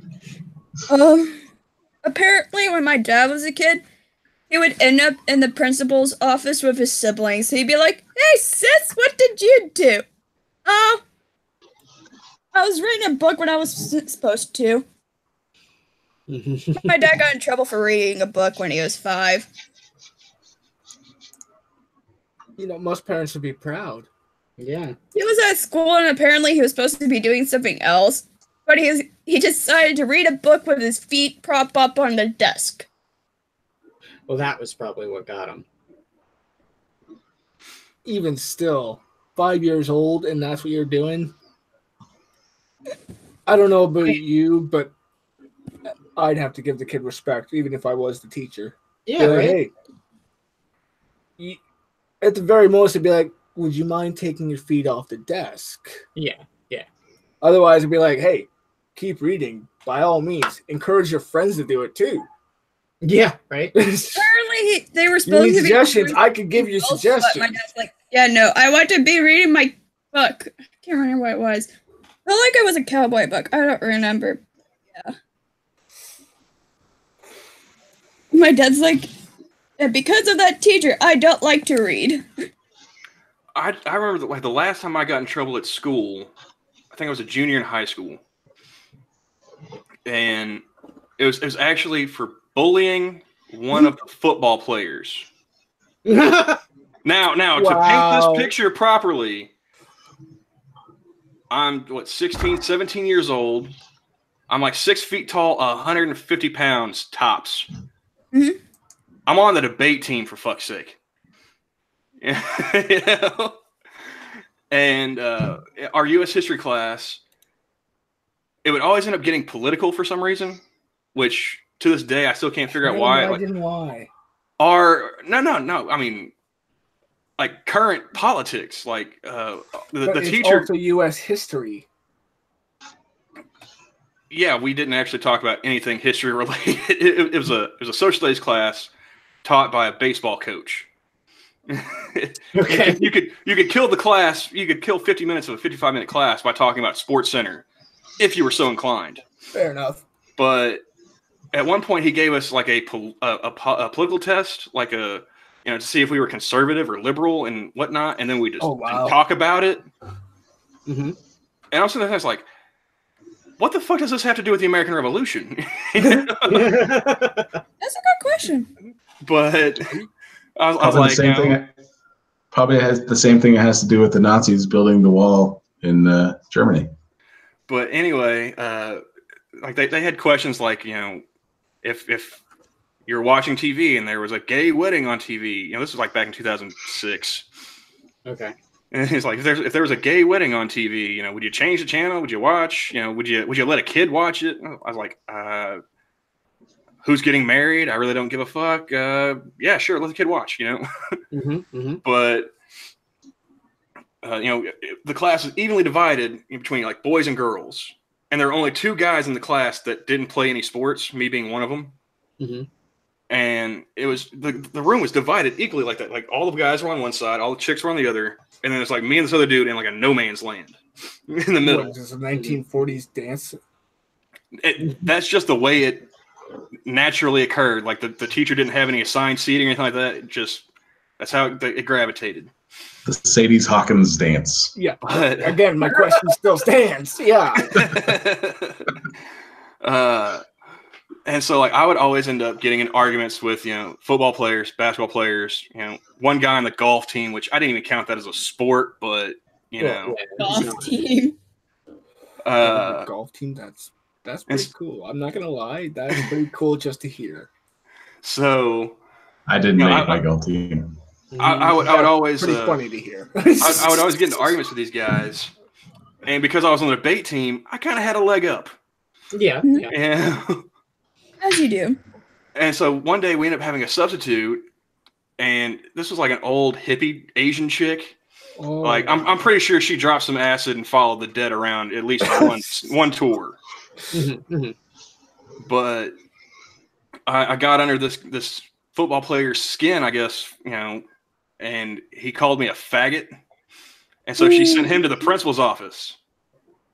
And the principal was a cool dude. He was the last football coach to win a state title. Mm-hmm. And he loved winners, even if it was from the debate team. And I won a lot. So he loved me.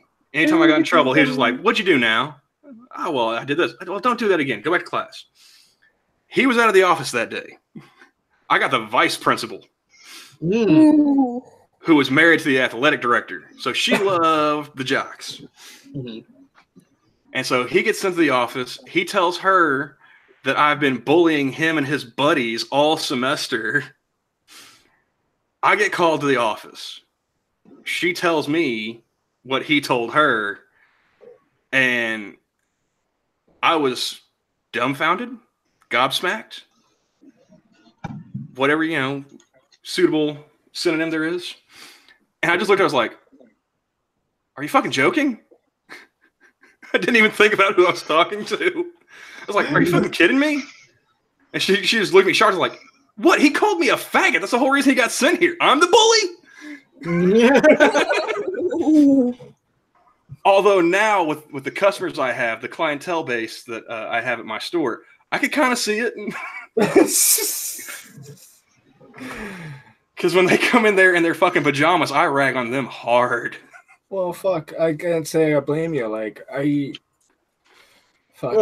I turned legal drinking age, I used to get dragged out with my mother on the times I could drink, and she would show up to the club in fucking slippers, and I'd be like, "Are you fucking kidding me, woman?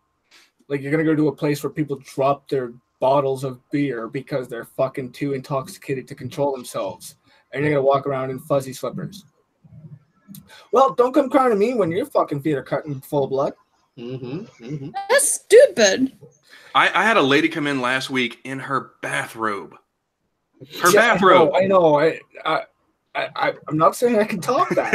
If I thought I could top that, I would have mentioned it earlier. But no, I waited this long. Yeah. Wait, So someone came in their bathrobe? 3 o'clock in the morning, and she wasn't even shopping for. She wasn't even shopping for herself. She came in to get something for somebody else. Where's she staying at? It's his birthday. No. No, she needed a place to crash. He needed something to munch on after whatever fucking arrangement they had made, and she drew the short straw because she's in more desperate need. But the one I saw this morning, that kind of pissed me off because she was in her pajamas and a bathrobe and her slippers. And I was like, You are not sleeping in my store, lady. well, yeah, she walked in. It's like, again, it's something about 3 o'clock in the morning. That's when there is absolutely zero fucks given by everybody. I'm convinced. It's like almost a scientific certainty at this point to me. But she comes in, and I'm just looking at her like, and I wanted to tell her, it's like, can't you put on some fucking pants just for Jesus' birthday? Just the one day a year? Come on, show some respect. Get dressed for Jesus, okay? Hashtag get dressed for Jesus. I love you, Kara.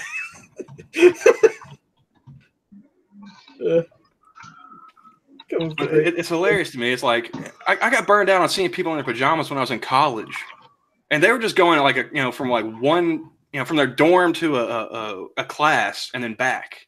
Yeah.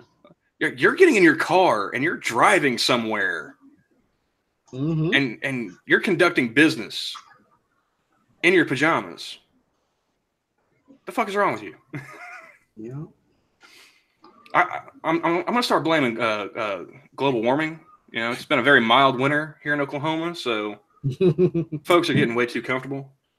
Yeah, it's been like that in Chicago. But here's the thing: Chicago, our winter doesn't get bad until December, or not December, February, around there. Yeah. All right, I'm officially putting that in the title. Hashtag get dressed for Jesus. I like it. But I'm gonna be laughing myself stupid if that were to trend. Like, okay. But no, man, it's just I get people coming in all the time in their pajamas. It's like, dude, it's 2 o'clock in the morning. I realize it's still morning time, but put on some pants, Yeah, right.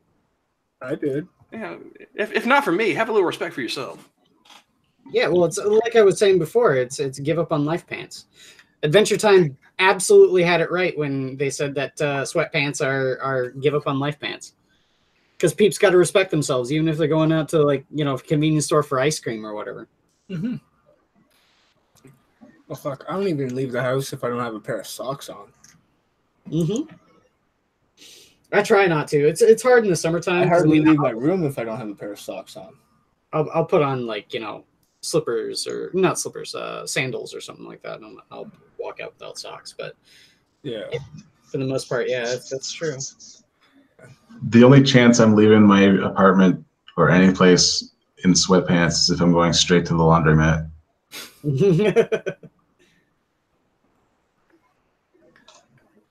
And I think the evolution has gone from like just pajama pants to like with women it's yoga pants now. Oh yeah. I have seen some bitches that they have never done a day of yoga in their life, but they're still wearing the pants. I'm okay with it so long as we meet minimum body standards. Well, yeah, that's my point. You should look like you're doing yoga on a regular basis if you're gonna be busting out the yoga pants. Yeah. Well, no. There's a very simple rule to wearing yoga pants. Yoga pants are there to complement what they're showing. If they're not doing that, stop wearing them. That's it. Sounds up. This is Oklahoma, man. Most of chicks wearing yoga pants look like a can of exploded biscuits. Yeah. I don't know what you've seen, but the ones I've seen wearing them, I have no complaints. Yeah, me too. It all depends on where you live, apparently. So, and your luck factor, I suppose. Yeah. Well, again, it's 3 a.m. in the ghetto. Not a very lucky place to be. Yeah, it's the ghetto. Can't It's the- confirm. Oh, standards. The It's ghetto. it's the subchapter of People of Walmart. All I gotta say, man, I can't hate on Walmart too much. I mean, the major thing is that I used to work at Walmart, so I was getting several class action lawsuit payouts that I wasn't even part of, but it was because I worked there. At once upon a time, I worked there, so I'm getting a whole bunch of money from class action lawsuits that I didn't file. That's the best way to do it, man. Right? Yeah.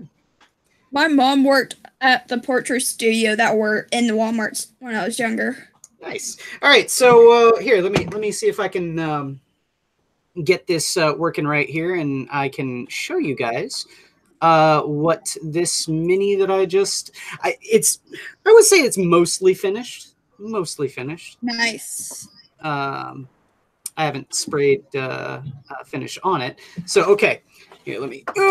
Before we hop to that, I just want to know, Kara, is this like back before digital photography got real big? She was working in the portrait studio? No, it was before the portrait studio went bankrupt. But no, I'm saying like when she worked there, did she have to do like the film and everything? Like Yep, she had to do film and everything, and then one day. How much of people's news did she get back then? Like when I was younger, I got sick, and she went to go deliver photos to one of the place at Walmart, and she left me alone in the portrait studio. When she got back, the entire portrait studio was covered in baby powder, including the camera. Oh God! Wow. Luckily, none of the baby powder got in the film. All right, so that's the reference image I had for Nathan Fillion as Malcolm Reynolds. Okay, and let me finish the focus here.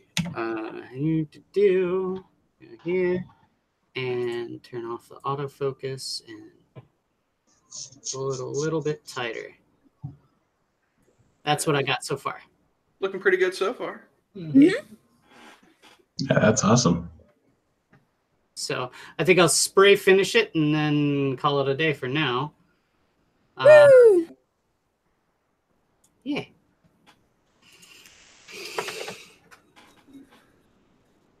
But yeah, I love painting minis like that. You know, it's really kind of interesting to see the sort of sculpts and stuff like that you can bring out.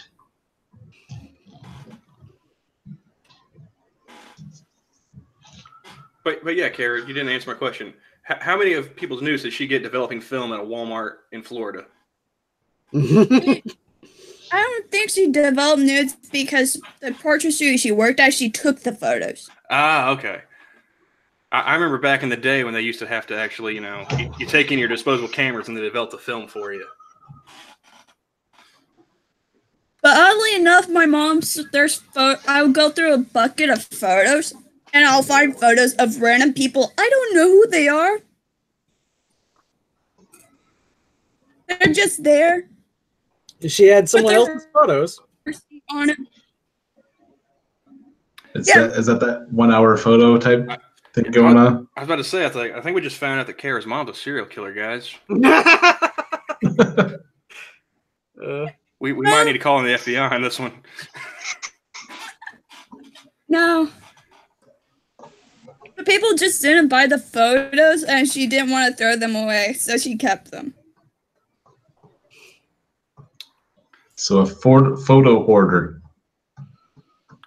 She's just collecting their souls, Johnny. She's going to have all those servants in the afterlife.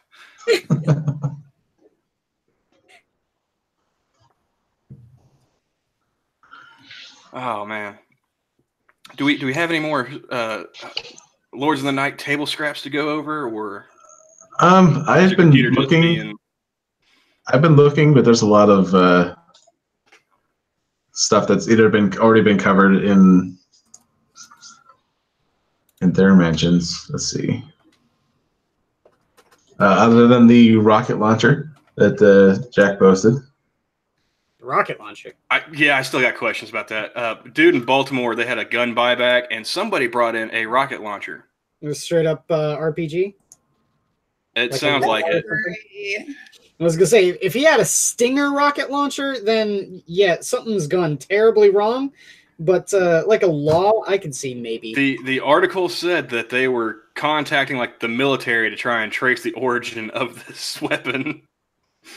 So, but yeah, apparently he brought in a rocket launcher and he walked out with $500.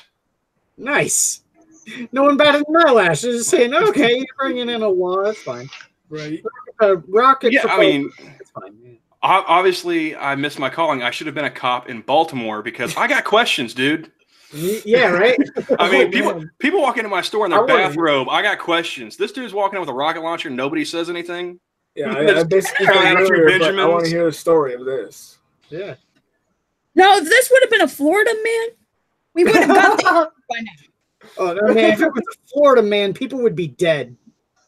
And then they would return it. If it were a Florida man, Disney World would be on fire right now. There'd just be, a smoking pile of rubble. Oh my goodness. With Here lies the former. Background. I was gonna say here lies the House of Mouse would be in ruins. It's funny. One of the very first interactions I had with Lords of the Night a way long time ago that actually inspired me to get involved with all the people on the Discord and then eventually start being one of the founding members of the Minions of the Zoo. It was one Lords of the Night once where Scribe was reading a story or was telling a story about a guy who played Gaston at one of the Disney places, putting one of the fireworks launchers on the top of his head and blowing his head off. Like he put the launcher on top of his head and it crushed his neck. Ooh. Ow! Killing him instantly. In the chat, no one snaps a neck like Gaston. hold on. In the chat, I wrote. I wrote, no one dies like Gaston. No one expires like Gaston. No one blows his own head off like Gaston. And you can just hear Ranting Monkey go, oh my God. Read chat, what Inquisitors just said. And then Scribe goes, oh yeah, no one dies like Gaston. No one expires like Gaston. No one blows his own head off like Gaston. So that's generally how I know if Monkey has read something that I've put into chat is like, there's usually a, oh my God, or that's not nice. And then usually my screen name pops out of his mouth. It's like, yep, that's me. No, to be fair, with Monkey, it's that ain't right. But that interaction was one of the catalysts that made me get started on doing this sort of thing. What got me started was Shio putting jokes in the chat. Yeah. Because like he put like he started putting a few in that I had heard before. I was like, oh fuck, I know these. Yeah. So I remember, and it just became an arms race of who had the dirtier jokes. And I was like, finally, I was like, you know what? I'm just gonna give it to him. Yeah. So I'll give him the gimme because he's way more consistent than me. Like I'll be in the chat and I'll troll and write in stuff, but he's like there all the time. He's just rapid firing. Yeah, like I'll do it once in a while, but I'm not going to try to be as consistent as Shio. I came to the conclusion that Shio had to have like multiple tabs of like joke websites open, or at least a saved compilation of them. Yeah, like a queue of which ones to put up next and such wise. Because there for a while, I was just pulling them from memory. Yeah, me too. Because like that's all we would do. Like in high school, remember a good one or see a good one, I'll save it in my memory banks, and when it comes up, I'll pull it up. But I won't pull a Shio and go every time I talk. It's gonna be one of these ones. Mm-hmm. Oh, well, I mean, when we were in high school, we would look at dead baby jokes. In our free dead baby jokes. Yeah, baby jokes. Come on, man. Yeah. They both high school. He's done. He did a mixture of dead baby jokes and dead Alfie jokes. Oh yeah. In one of my previous streams. I think it was my second or third stream on here that he did dead baby Alfie jokes. Okay then. Dead baby. And it's like, Alfie. yeah, that was the baby they took off life support in Europe. Oh yeah, they've had a couple of those. That's yeah. Well, they had I guess they had a donor lined up in America, but the Europe They didn't want wouldn't to let send them. them over They there or wouldn't let something them. like that. Yeah, they wouldn't let them bring them over. But yeah, that was all we would do in high school. You know, just look up the most horrible jokes we could find. And High school. what's funny to me my is only like goal was to. no, sorry, what? Go ahead. was So gonna my say- only goal was to upstage your boy Pat whenever he would always post that $2 super chat where it's like backhand that like button, and that's when I'd be like, okay, well if you want to go there, and I'd be like, hit that like button like it's Rihanna's in your passenger seat, and or the Ike Turner. Yeah, I was gonna say, I was like, Turner I wonder joke. how Chris Brown feels being this generation's Ike Turner. I mean, is he offended? Is he kind of proud to be carrying the mantle? It's the closest he'll get to a Jackson. But then, I think there was also when Monkey reads those, he's just like his voice just slows down when he's like he realizes that it's just a domestic abuse joke, and he's just like, yeah, that's not right. well, my favorite one was when SDA was still on the show. They had Satsu and Pat on for like the Martin Luther King Jr. Day stream, and they just started talking about how black SDA's heart was. Like they were riffing on that joke, and without even paying, I just put in a chat as like Lords of the Night MLK stream equals what's blacker, SDA's heart or the stream guests.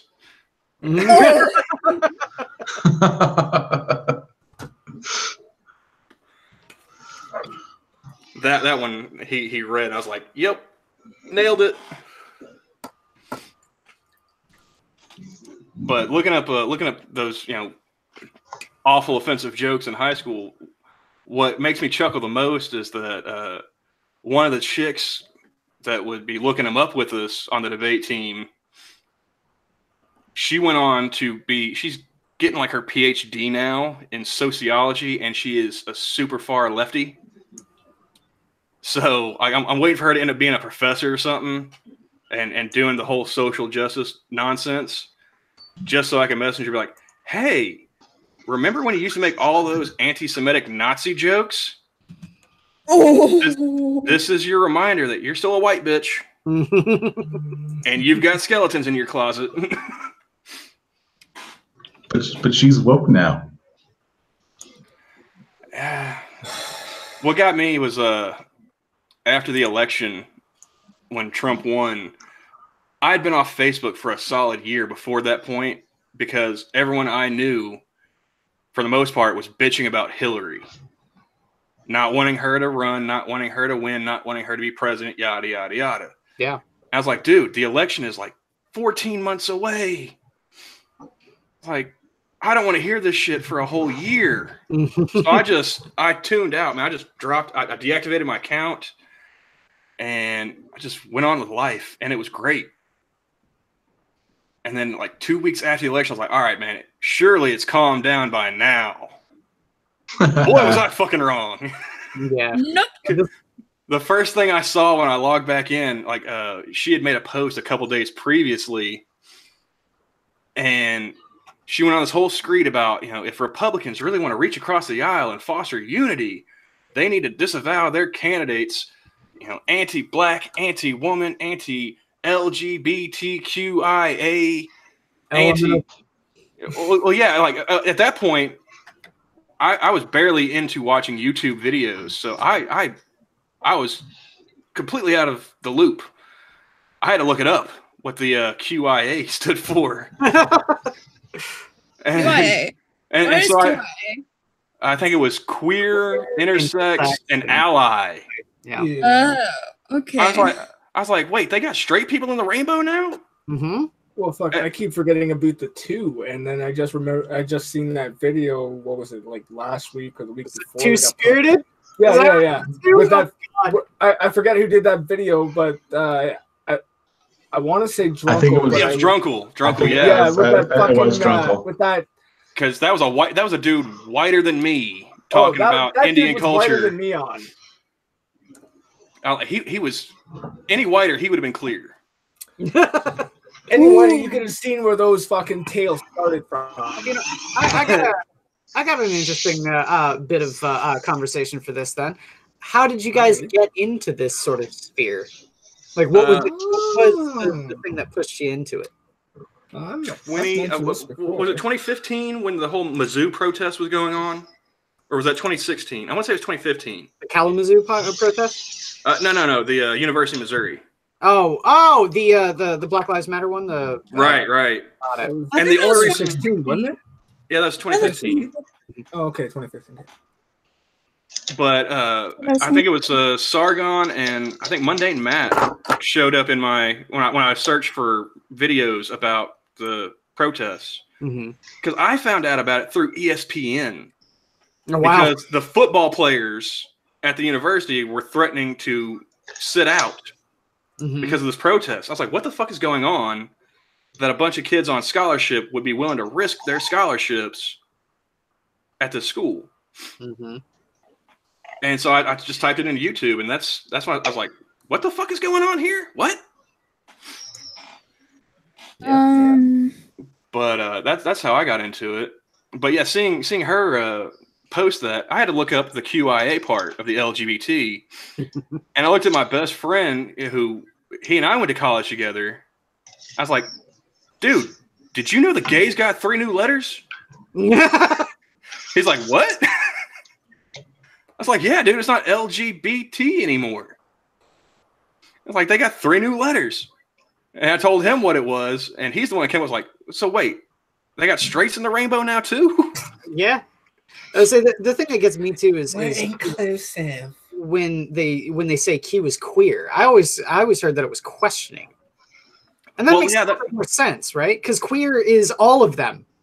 Yeah, but you got to realize if they want to sound convincing and such, questioning doesn't strike the most convincing. And yeah, I'm still questioning myself. I'm very convinced. It makes more sense than queer because no, it does. I grant you that, but you got to. Lesbian. This is probably the mindset is all queer. But no, but what I'm saying is this is probably the mindset they're having is like, yeah, they're not going to take us seriously if we're questioning anything. We have to sound affirmative in our beliefs. Well, when I looked it up, it said queer or questioning. It could be interchangeable, depending on who you're talking with. Yeah. Well, that's their whole shtick, isn't it? It's interchanging. Yeah, that's when I called shenanigans. I was like, nah, dude, it's one or the other. Well, pick one. And it's shit like that makes me agree with Gavin. Like fucking like the whole bi thing. I hate to say it, but I agree with Gavin. I feel like it's even if he's just fucking trolling, I feel like it's a phase. Like how often do you see anyone in their middle ages or their 30s or their 50s, 60s saying, yeah, I'm bisexual? I think Gavin is a waste of skin.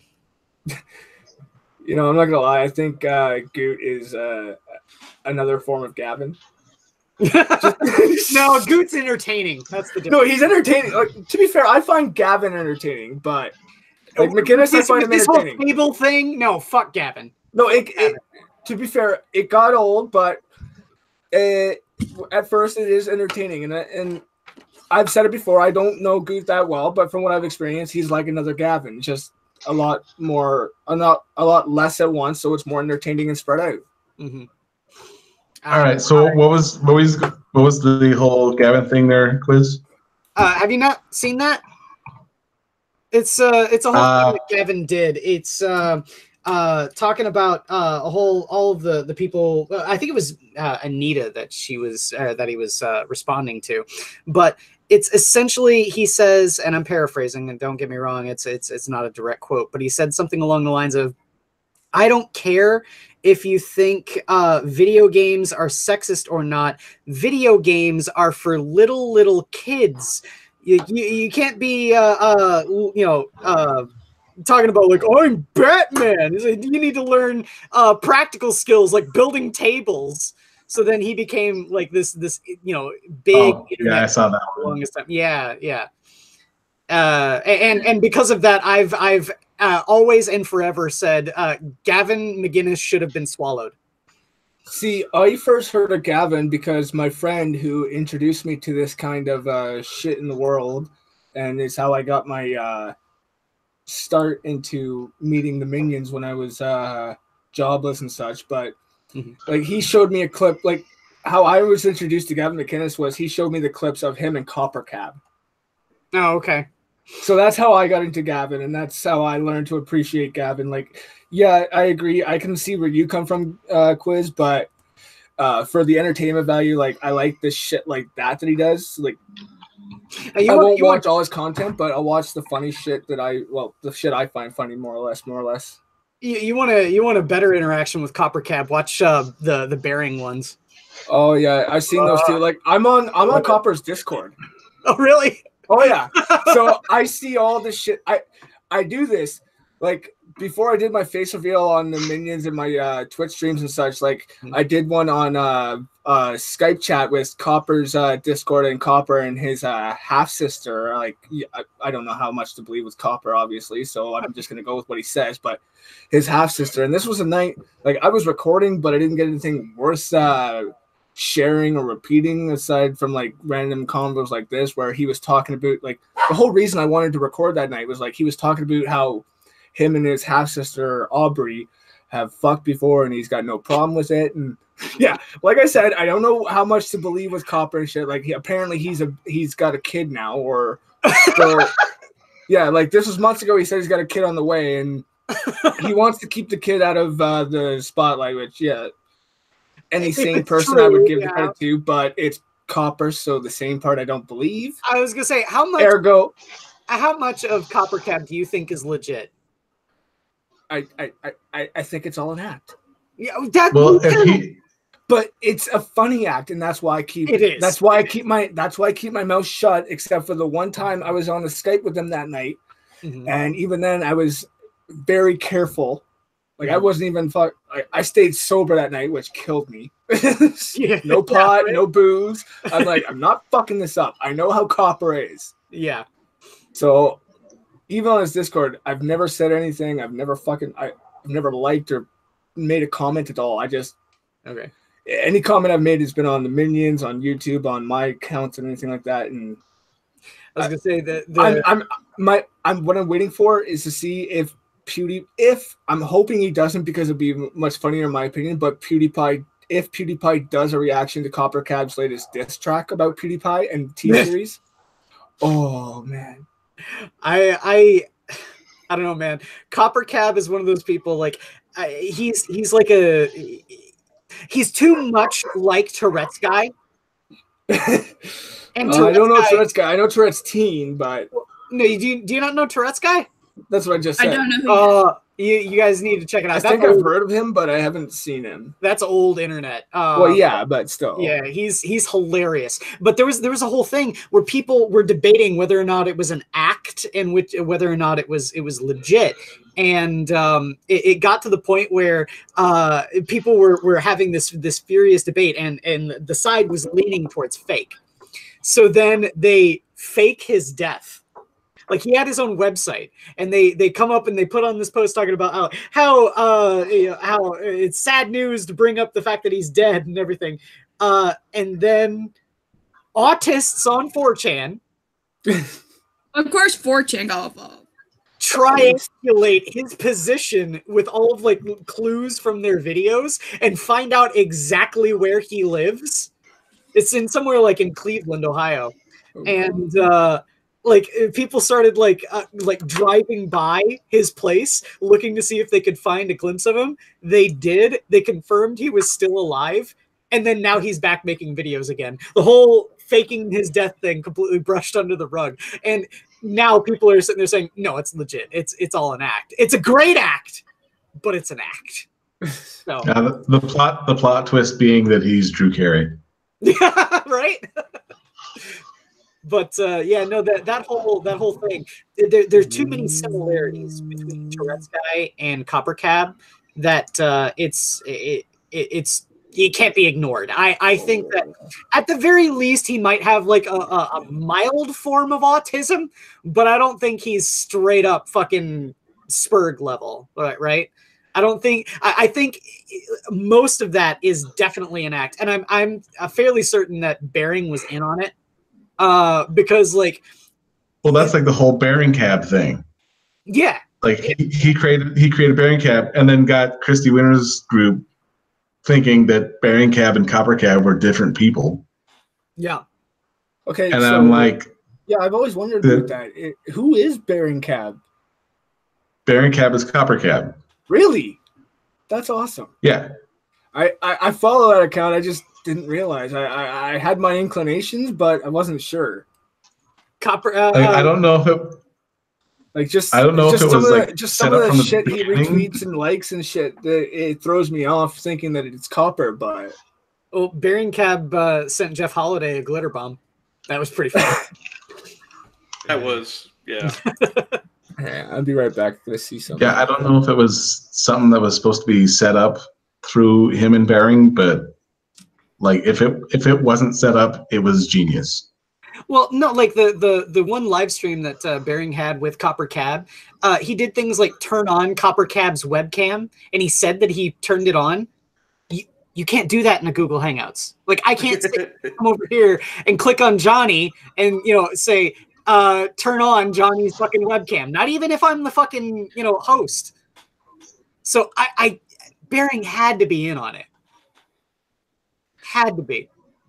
Johnny, I've been thinking, man, since Google accidentally doxed you to me, maybe I should just go ahead and tell you my real name, dude. Well, if you want to, just don't do it on air. Yeah. We're still live. I mean, it's Horatio Octavius Camel. Oh, okay. That's what the H and the 8 stand for, guys. Now you know. Yeah. But yeah, I did love seeing that glitter bomb. That was hilarious to me. Yeah. I think was it anti-sleeper messaged Bearing Cab? He's like, if you did that to me, I would murder you. Yeah. It's like, well, just don't put out a PO box then, man, because now you're asking for it. Mm-hmm. But I would be surprised. I'm surprised if that doesn't happen more often with people who do unboxing streams. Yeah. Like I would never want to see Terry. I knew he was a real camel. Well, it's funny when I first got a Google smartphone, right? An Android smartphone. One of the things that it tells you to do is it tells you to sign up for a Gmail account. So I did. And one of the things that it tells you is that it's also gonna, also to sign up for Google Plus. And this was around the time that Google Plus and YouTube were linked.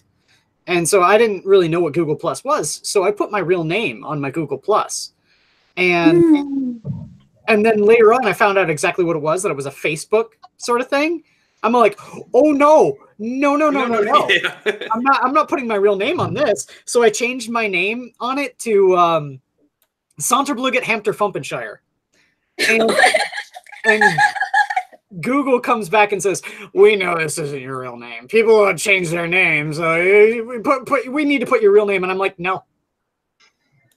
And they never changed it. And then I changed it later on to Crampton St. Rumperfrabble. And then they give me the same thing, and I'm all like, no. And then now it's Inquisitor and last name 8.1. So Well, yeah, mine is actually the first name is the. Hate Camel is the last name. right, yeah. But I had to get a Google. I had to get a Gmail account for a job I had, and then I started getting onto YouTube. I was like, I would like to leave a comment, but I'm not leaving like my government name out there. So I created a new one. I created a whole new Gmail and different phone number, everything. Mm-hmm. So yeah, I say my it's funny. I've like one of the major reasons why I'm glad I made sure that my online pseudonym is different from my real name, and a very few select people even know just my given name, and I've never given out my surname. Is because I've done things like you guys remember the vegan gains debate with Bering back in the day? I remember having it. I don't remember the actual context of it. Okay, let me see if I can pull it up real quick. I have some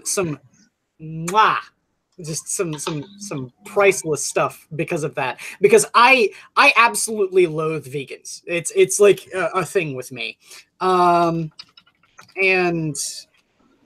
I said as much when the whole thing started kicking off with Bering, and I just come back in time for vegan hate.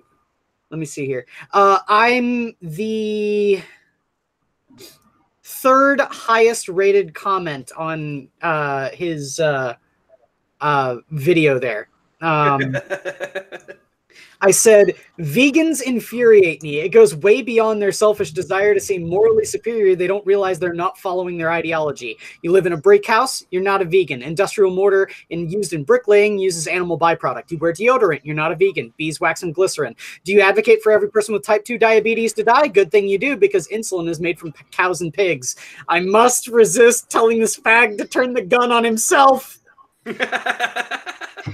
And I have 136 upvotes and 41 replies to that comment. So my best one so far was on Dankula's communism video, where him and his buddies went out in the wild to start their communist utopia. yeah. All I put was, well, now we can say real communism has been tried. And they got like 250. And this one dude, he replies with like 3 paragraphs. And I just responded to him, was like, Jesus H. Christ on rubber crutches, do you give a dissertation for every joke you read on the internet? and then he's like, he's one of Dankula's fans, so he's an autist. yeah. And he's like, I'm perfectly fun at parties, if you just leave me alone with my weed and my booze. I was like, fair enough, dude, but I was like, I don't disagree with you, but goddamn. Yep. Yeah, his whole contention was that's not real communism. I was like, yeah, it's a joke. Calm down. Yeah, right. But yeah, I just think it's funny. Monkey got that dude to say that he would eat a retard before he ate a cow. Yeah. Because I tune out once the word vegan is brought up most of the time, because meat may be murder, but that just means murder is tasty in my opinion. And yeah, right. I'm going to stick with that. Yeah, the whole thing with vegans and especially the pseudoscience retards of the whole anti-GMO movement, it pisses me off. I used to work at General Mills. And a lot of the sales in cereal have been declining for a very long time. But there was one thing that I think was the straw that broke the camel's back. Sorry, hate. And I was gonna say, man, that's and the problem was that I think that there were too many people that were lobbying for anti-GMO sentiments. And the one I remember distinctly was I think it was like one of the East Coast states. I want to say it was like Virginia or one of those, passed a law that every produced foodstuff that used GMO products had to be individually labeled for that state that it contained GMO products. And you don't realize the logistical nightmare that sort of thing has, because not every state has that, and the fact that you have to individually for that state, for anything that's going into that state, label it for that state that it contains GMO products. It's a major logistical nightmare for any company that has any GMO products. And the thing about it is GMO products are perfectly safe. Every single thing that they do, it's the hysteria is completely unfounded. And the fact that they got actual legislation passed meant that a lot of mass production food companies were brought down in a lot of their revenues because they had to accommodate for that ridiculous legislation. And there was a major campaign against people like General Mills and Kellogg's and all sorts of other stuff like that. So I have a special place in my personal hell for anyone that advocates against GMOs. Yeah, and even if like they bring up that like with a place like Monsanto, like how they should do like testing on some other things, which is it's understandable. Yeah, I'm fine with testing. I mean, it's just hybridizing plants. That's all it is. But yeah, like if they're saying that that kind of stuff is GM, if GMOs are like hybridize that word. I can't talk. But yeah, you got that gene splicing and stuff like that. Like they've been doing that for years. Yeah. On various other shit. Mm-hmm. China's doing it on humans now. So I mean, China. And Korea with their cloned baby, the foreskins. Ew. I don't know, man. If we keep talking about Asian countries too much longer, Jack's gonna show up eventually. I know, right? I mean, I can send him a DM. Sure. I've already. I put. He's on the list of. I invited him twice. All right. Through. Well, if he's. I haven't sent him a message about it, but. I just tweeted the bad comic reviews and Jack Cochran. Yeah. And Jack Cochran. Let's say for a while there on Comic Book Curation, he didn't want Jack Cochran linked to bad comic reviews because he was like, I don't want these crazy people knowing my real name. But then he realized it was too late. It got to the point where he was like, I don't care anymore. The last time I streamed with Jack, I forgot to ask him, I was like, what did you do to piss Scribe off that now he calls you Jack the motherfucking cock ring? It was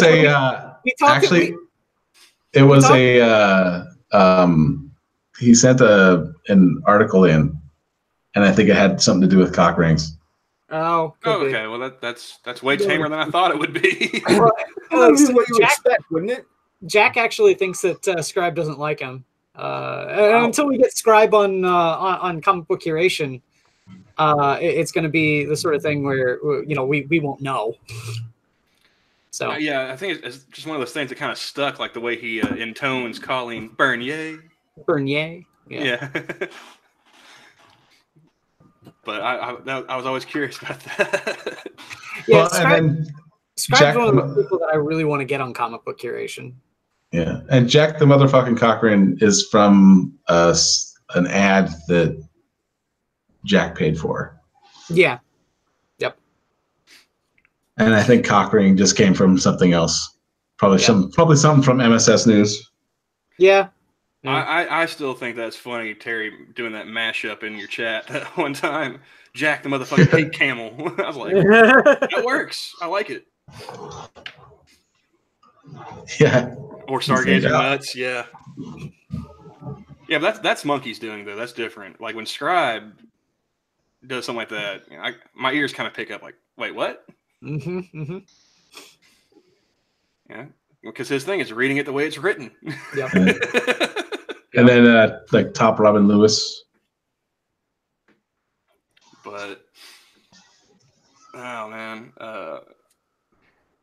this has been a pretty fun Christmas, I gotta say. Yeah. Yeah, kind of. I wanted to do something like this, well, with Thanksgiving and with Christmas, because I mean, not everyone's doing family stuff, Right. or at least it's not, around their family 24/7, but myself included. So I was like, yeah, I'll just do a stream, and whoever wants to join in can join in. I just figured, I'd hop on and tell you some of my bum stories, my more recent bum stories from the store, because I know Terry enjoys them.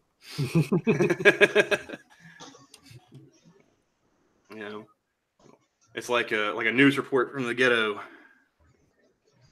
Woo! I told Johnny before the stream, I think that we've had 2 stabbings in the past month in the apartment complex next to my job. Mm. We get one more before New Year's, and I'm going to start thinking that maybe this area of Oklahoma has been annexed by the UK. Well, Yeah. the UK. Like, this is America. Have some pride. Shoot the fool. Shoot people, right? I mean, it's not like the UK can shoot anyone anymore. They took all their guns. Oh yeah. I keep forgetting Terry's in the future. He just realized it's still Christmas for us. Yeah. Yep. How's Boxing Day over there? Happy Boxing Day! Have fun beating people up. I know that's not what it means, but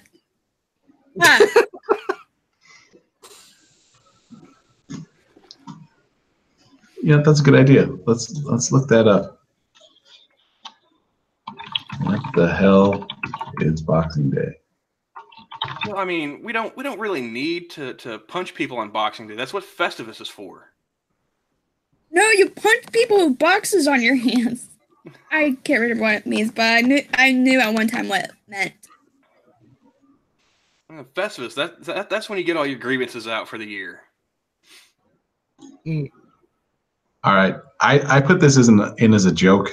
I didn't realize that it was going to. Oh yeah.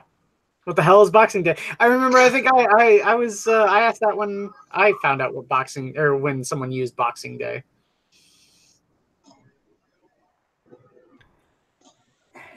Damn foreigners and their weird holidays. See, the name is a reference to holiday gifts. A Christmas box in Britain is the same for a Christmas present. So it's just the day after Christmas. Yes. Mm-hmm. That's all it is. I was gonna say, you guys up in Canada have the Boxing Day. Yeah, except for us, all it means is Black Friday in Canada.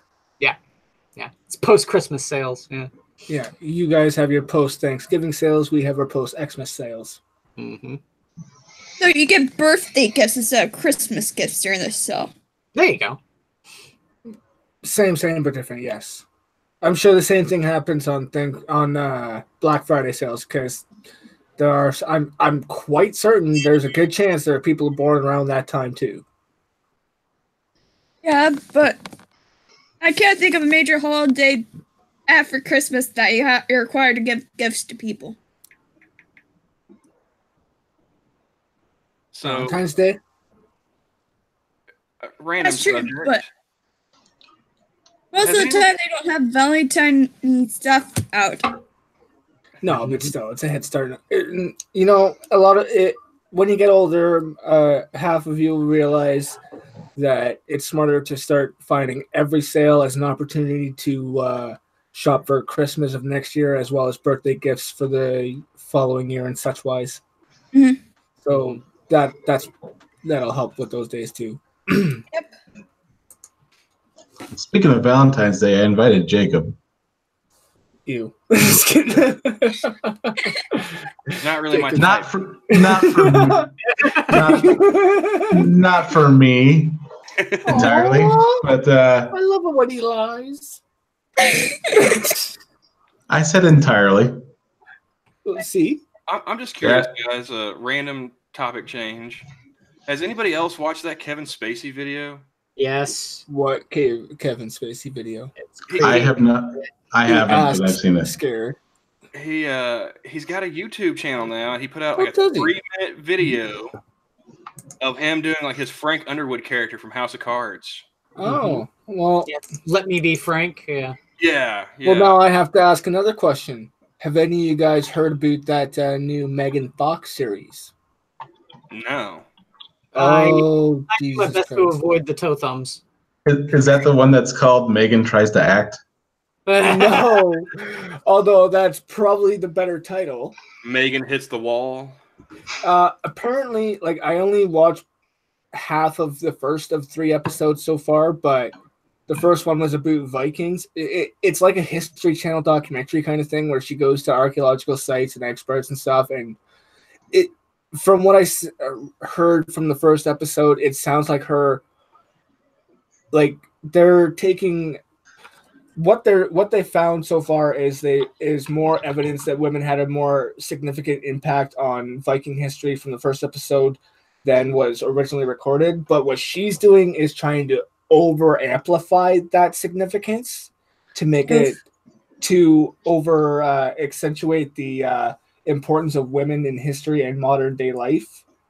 And it's so obvious and shit like that. So it's like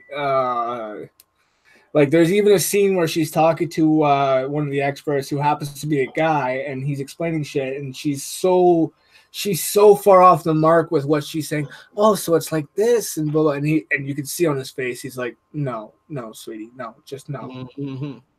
He's probably questioning why he did that. Yeah, And then he exactly. remembers, I want money. Like, I want money. It's not worth it. It's not worth it. Quiet, honey. The men are talking. Yeah, basically. Hey, I'm Mustafa, scrolling how's through it Twitter going? right now, and guess what? What? Christy Winters apparently is watching Red Dead Redemption 2 walkthroughs with no commentary, and she's enjoying it. At a girl? And she starts off the tweet like, Xmas Day night viewing confessions. She's confessing that she's enjoying watching Red Dead Redemption 2 walkthroughs. Like, yeah, it's a good game. Everyone's been saying that. Bad for you? Like, I just played it yesterday. Fuck. Hey, Polly. Hey, it's Polly. There he is. Hey, Polly. Give him a second. Yep. Hello. Yes, get his microphone. Merry Christmas, Polly. one. Merry Christmas, Polly. Merry How's it going? Christmas, everyone. Merry Christmas, Polly. It's not going very well, gentlemen and lady. I'm sorry to hear that. Did you just assume my gender? I did. I did. It was a binary option. So I've got to bring up this, given the fact that people were talking about Kevin Spacey. It's one of my favorite Warhammer memes. Oh. Oh, let me, So can you identify the names of these tanks then by their corresponding pictures? No, but you told me what they were, and hilarity ensued. Yeah. Is that it is the Rhino, Rhino, Is that a Chimera. Chimera. Yeah. Hey. We'll skip the Kevin Spacey for now. Okay. That's a piranha. Fish. Bear. Piranha. Yeah. You probably don't know who this is unless you're into Warhammer. That's Lehman Russ, the Primarch of the Space Wolves. So that's the Lehman Russ tank. So what do you think this one is? The Spacey? The Predator. Why didn't I think of it? I'm so disappointed in myself. I would have got there eventually, but No shit. probably been. Well, I'm like, it's probably going to be something that involves underage kids. So let's. I should have. I thought it would be a lot simpler than that. I thought that would have been the obvious route to go, and they were going opposite of the obvious. So I tried simple. So I tuned on to CNN just to see what they were talking about. Guess what they were Why would talking you about? do that? Trump. Ruh-roh. They were talking about Trump. It's like you're psychic or something. Oh my God! No, CNN talking about Trump. Yeah, they are. They're talking about Trump on Christmas Day, and they're all wearing like Christmas sweaters and stuff. And they're like, and this administration, and it's like, God, even on this day, you sons of bitches. CNN talking about Trump on Christmas. Stop the presses. Yeah, I know. Seriously, stop the presses. Why does it sound like they're an obsessive ex-girlfriend trying to get back at their ex-boyfriend, saying, "I am so much better. You were much better than your blah blah blah." They're trying to make up for giving them all that free airtime during the primaries and the general. I think that's not too bad of an insight, honestly. And they're trying to dig themselves out of that hole. Like, oh, we gave him legitimacy by giving him all this free airtime to run his platform. Now we did not believe he could possibly win. I think we might have actually helped. Oh my God. Oh my God. You know, like that's. Yeah, because I mean, like I tuned out politically for like a year before the election. And then election night came, and I remember where I was. I was working a graveyard shift, and they had the TV on, and the election results were coming in. And I, just occasionally I'd look up while I was cleaning, or had a customer, what have you. Mm-hmm. And it started off like, oh, okay, well, it just started. They're pretty close. All right, whatever. Hour or two later, it's like, hell, he's leading. Yeah, okay. A little bit later, he's leading big. And then I honestly didn't believe it till he took morning. Ohio. That was Yeah. I thought it was going to turn around late vote counts and stuff. I didn't believe it either until he took Ohio, and then I was like, "Oh my God, it's going to happen." Well, I got busy with my work, so I stopped looking up, and then I look up 3 a.m. Donald Trump elected the 44th president of the United States. I was like, "Holy fuck, he did it!" 45th. Pardon me. Yes. Well, I was on a line with my friend down the street, and he was watching Medicare's stream, and I was watching the Drunken Peasants, and he just immediately calls me and goes, "The Young Turks, right fucking now." And I go, I was like, all right, on the word, we'll just go with it. And just to watch it devolve from he might win to he's got it, and then just watching the joy just vacate the area was fucking magic.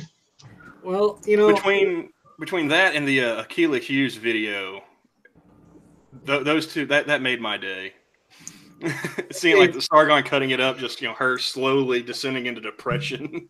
Yeah, they back the Democrats fucked over their popular candidate and put out the Never Hillary, and that immediately fucked them over. I mean, I've always told, like, my mom voted for Hillary. I didn't vote for Hillary or Trump, and the entire time, like, she's sitting there talking, I'm all like, Mom, I can cite you with exact verbatim words what Hillary Clinton's whole stance on video game violence is. If I can do that, then something is bad. What is your dog looking at? The door. The door. Okay. I think he wants to go out. He's pretty focused over there. He's planning it. There you go. Hi, dog. He's planning an escape route. Yeah. Anytime I would meet somebody who talked about voting for Hillary, I would just ask them, I was like, okay, well, what did she do when she was a senator that makes you think she would be a good president? All right, well, what did she do as Secretary of State? Mm-hmm. I'll admit I voted for Clinton, and it's only because I live in Montana and we only have 2 votes for the electorate, and it wouldn't have mattered anyway. Well, I live in Oklahoma, and Oklahoma has not voted for a Democrat since Kennedy. So even if I wanted to vote for her, it wouldn't have mattered. Yeah, for me, I voted for Jill Stein. She seemed the less crazy, which is saying something, because Jill Stein is fucking batshit. She's also an anti-vaxxer. So I found out about that after I had voted for her, and then I was like, there really were no good options in 2016, were there? I can do you one better. I voted for Gary Johnson after he forgot about Aleppo. Because he forgot about Aleppo. That's why I voted for him. Jill Stein's an anti-vaxxer, or she's like vax questioning? Well, she's anti-vax. Really? Mm-hmm. See, yeah, there were absolutely no good options this last election cycle for the president.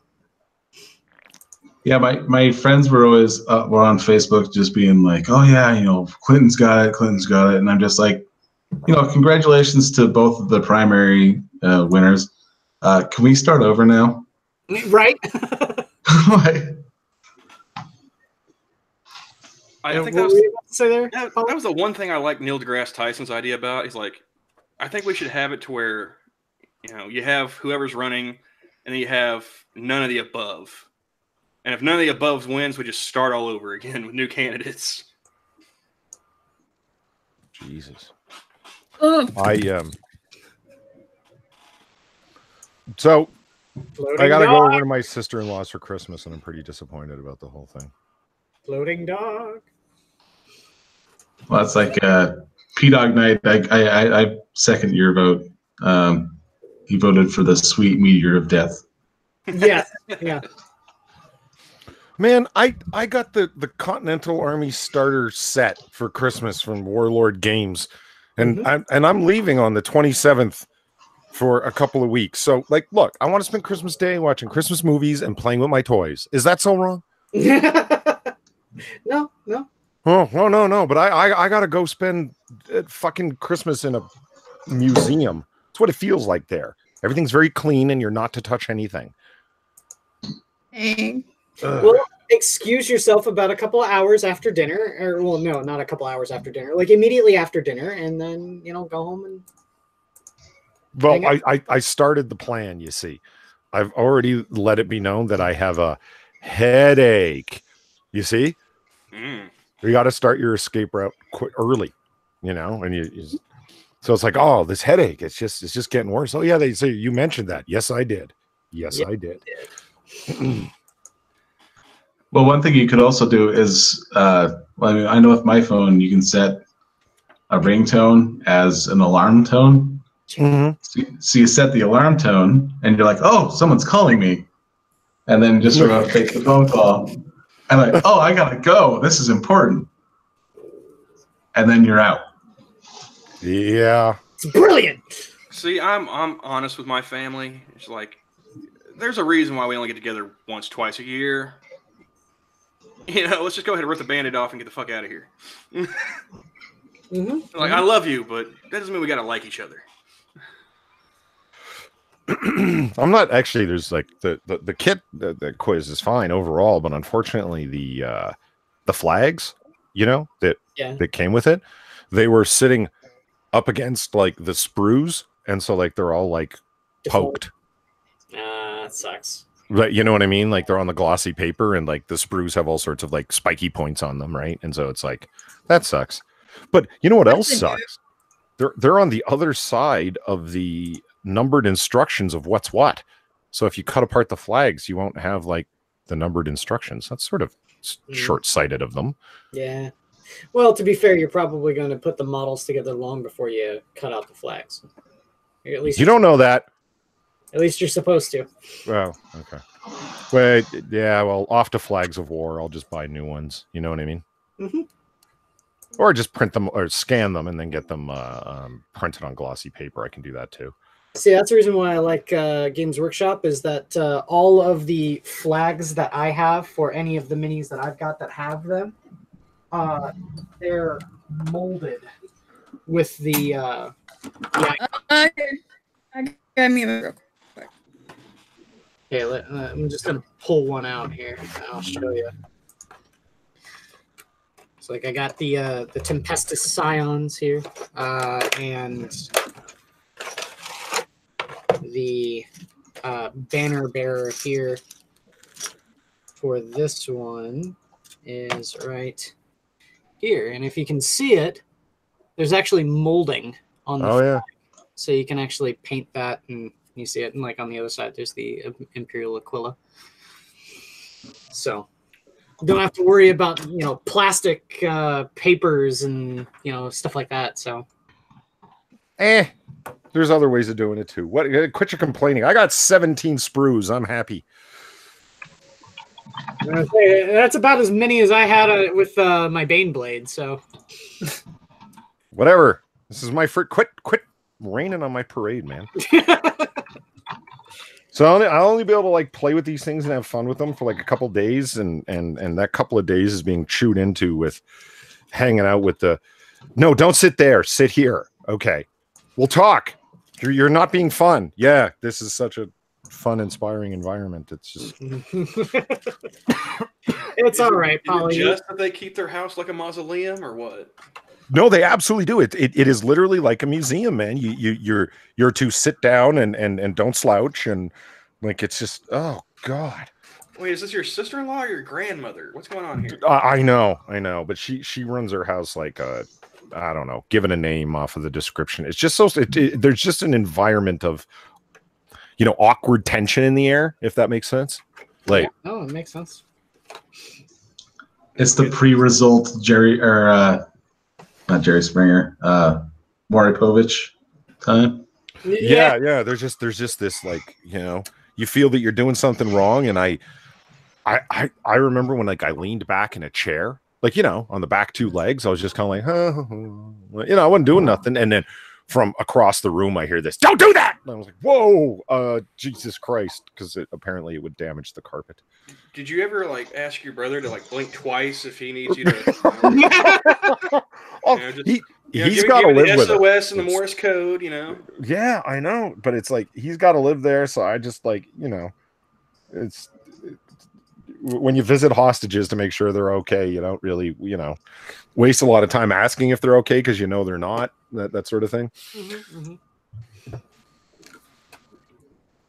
But no, man, that'd be the first question. I just pull him aside, like, hey, man, when we're sitting at the dinner table, just blink twice, and I'll bail you out. Blink twice if you need help. We'll run to the car and we'll just make a break for it. Or you could just chime SOS on the silverware. Yeah, and it's like the environment is like one where you're always like reaching for your phone to like read something online or go on Discord or whatever, right? And it you get told off for doing that, and it's like you should be be more social. Oh right, yeah. Let's talk about home improvement and paint colors for the walls and molding shapes, and there is no discussion outside of home improvement. It's like watching the home and gardening and repair television or something. It just I would actively try to get myself never invited again.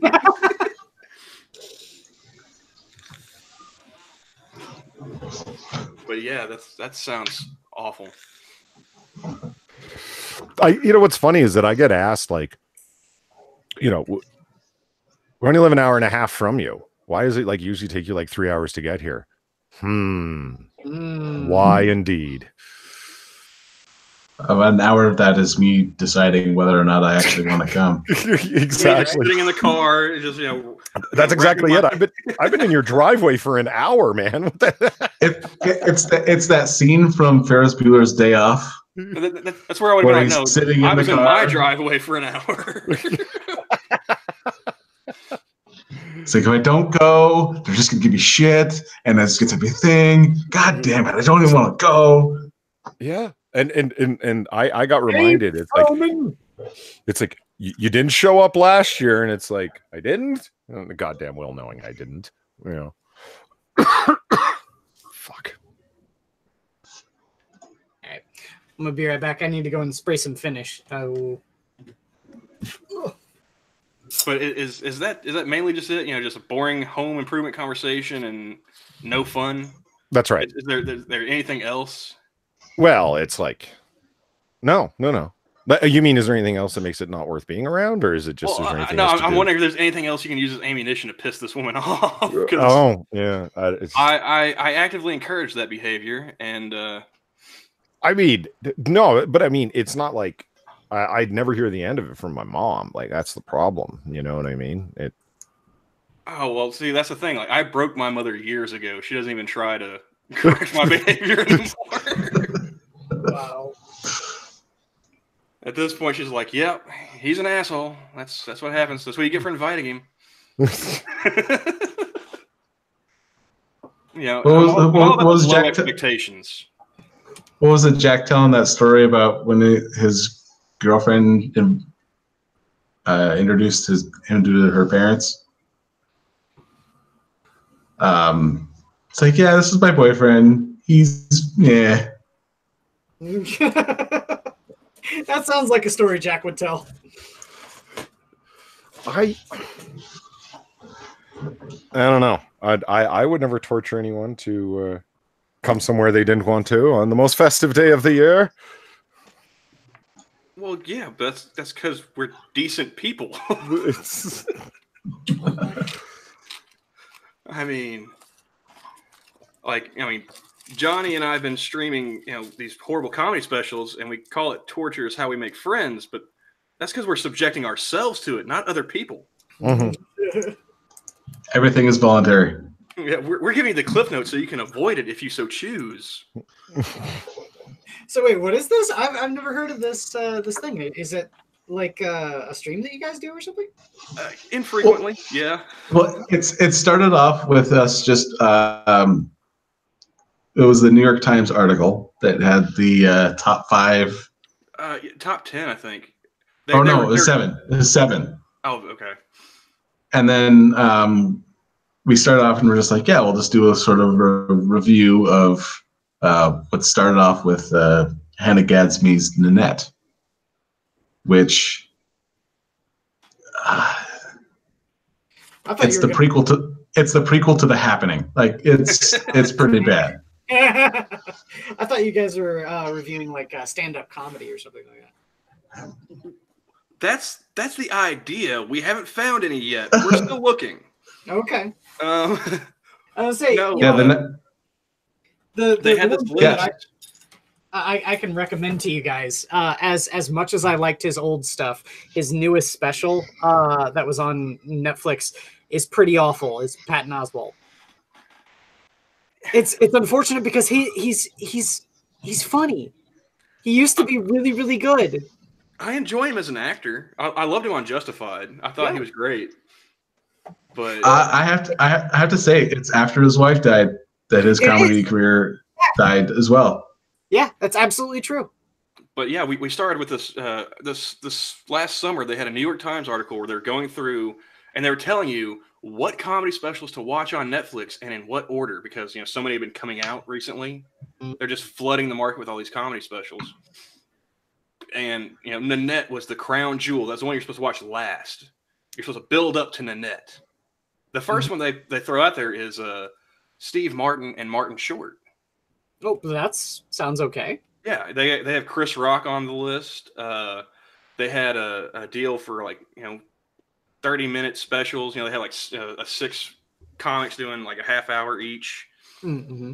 We haven't got to any of those yet because, like assholes, we decided to start backwards and we started with Nanette.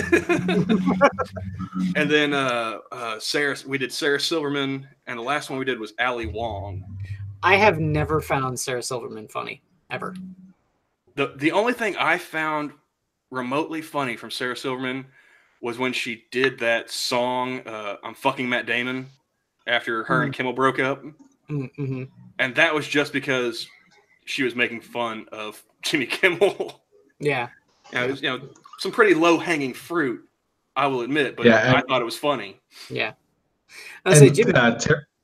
Terry only caught the audio from Ali Wong, and he thinks that's worse than Nanette. Oh, jeez. And what's really funny is the New York Times even, they read a review on it, which is, even though this comes off as an hour-long TED Talk, it still is, epic as hell. And I'm like, TED Talks are 15 minutes, and they're boring as shit. Yeah, I've never found myself crying laughing at a TED Talk. There's only one TED Talk that I would even say is funny, and that's the one guy that is responding to spam emails. I have to look that one up then. It's pretty good. Yeah, the entire thing is because he's a comedian writer. I can link it to you. It's pretty good. But yeah, he's talking about how he gets the typical spam emails. The Nigerian prince calling for or asking for a donation of the money to give you $1 million, shit like that. But he responds to him, and it's pretty funny. And eventually it like completely dissolves. But that's the only funny one I've ever seen. There is one that was pretty interesting by Rodney Mullen. Actually, he put a really good one together, and he was talking about how he just got started with skateboarding. Mm-hmm. And it was. I mean, it wasn't it wasn't hilarious. It had a couple jokes in there, but he's just pretty much just talking about following his passion of skateboarding. Mm-hmm. All right, here you go. Hey, Camelot, I'm putting it in the side chat. Okay, I'll have to... There's the what happens when you reply to spam email by James Veach. Like, that's funny, but that's about the only funny TED Talk I've ever seen. And TED Talks are okay when they're not political, but nowadays they're nothing but they're all activism like streams. Yeah, Scribe has spoiled me, man. I can't sit down and watch a TED Talk without him going through it first. Yeah, right. It's the cinema sins of TED Talks. Pretty much, yeah. Yeah. I remember Scribe was tenuous at best for getting into that stuff because he was afraid that they were gonna strike him all the time. Like every time he would upload a thing about a TED Talk, they would immediately copyright strike him. I'm glad that that fear has abated. So,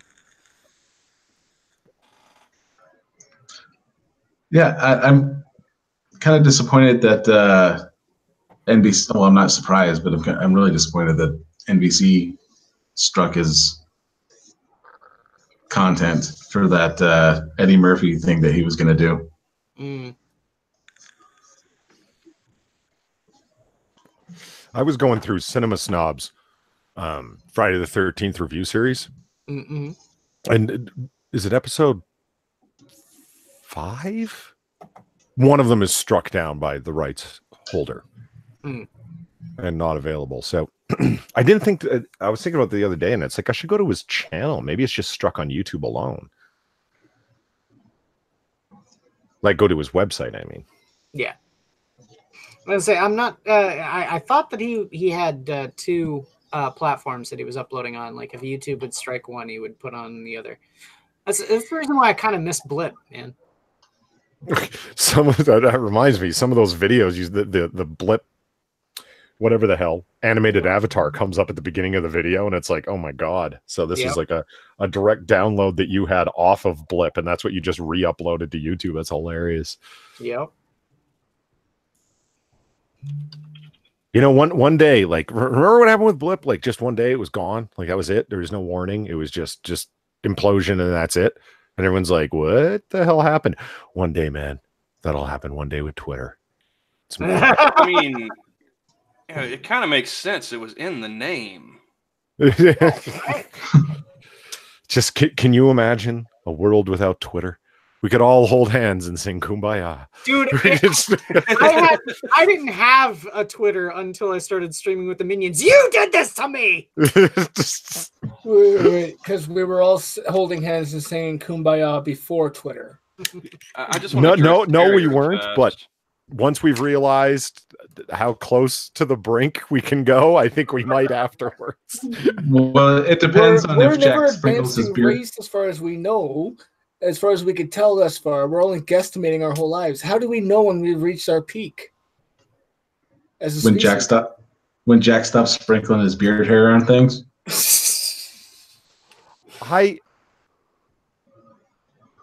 If it gets worse from here, like I can't imagine. Like, As the saying goes, it can always get worse.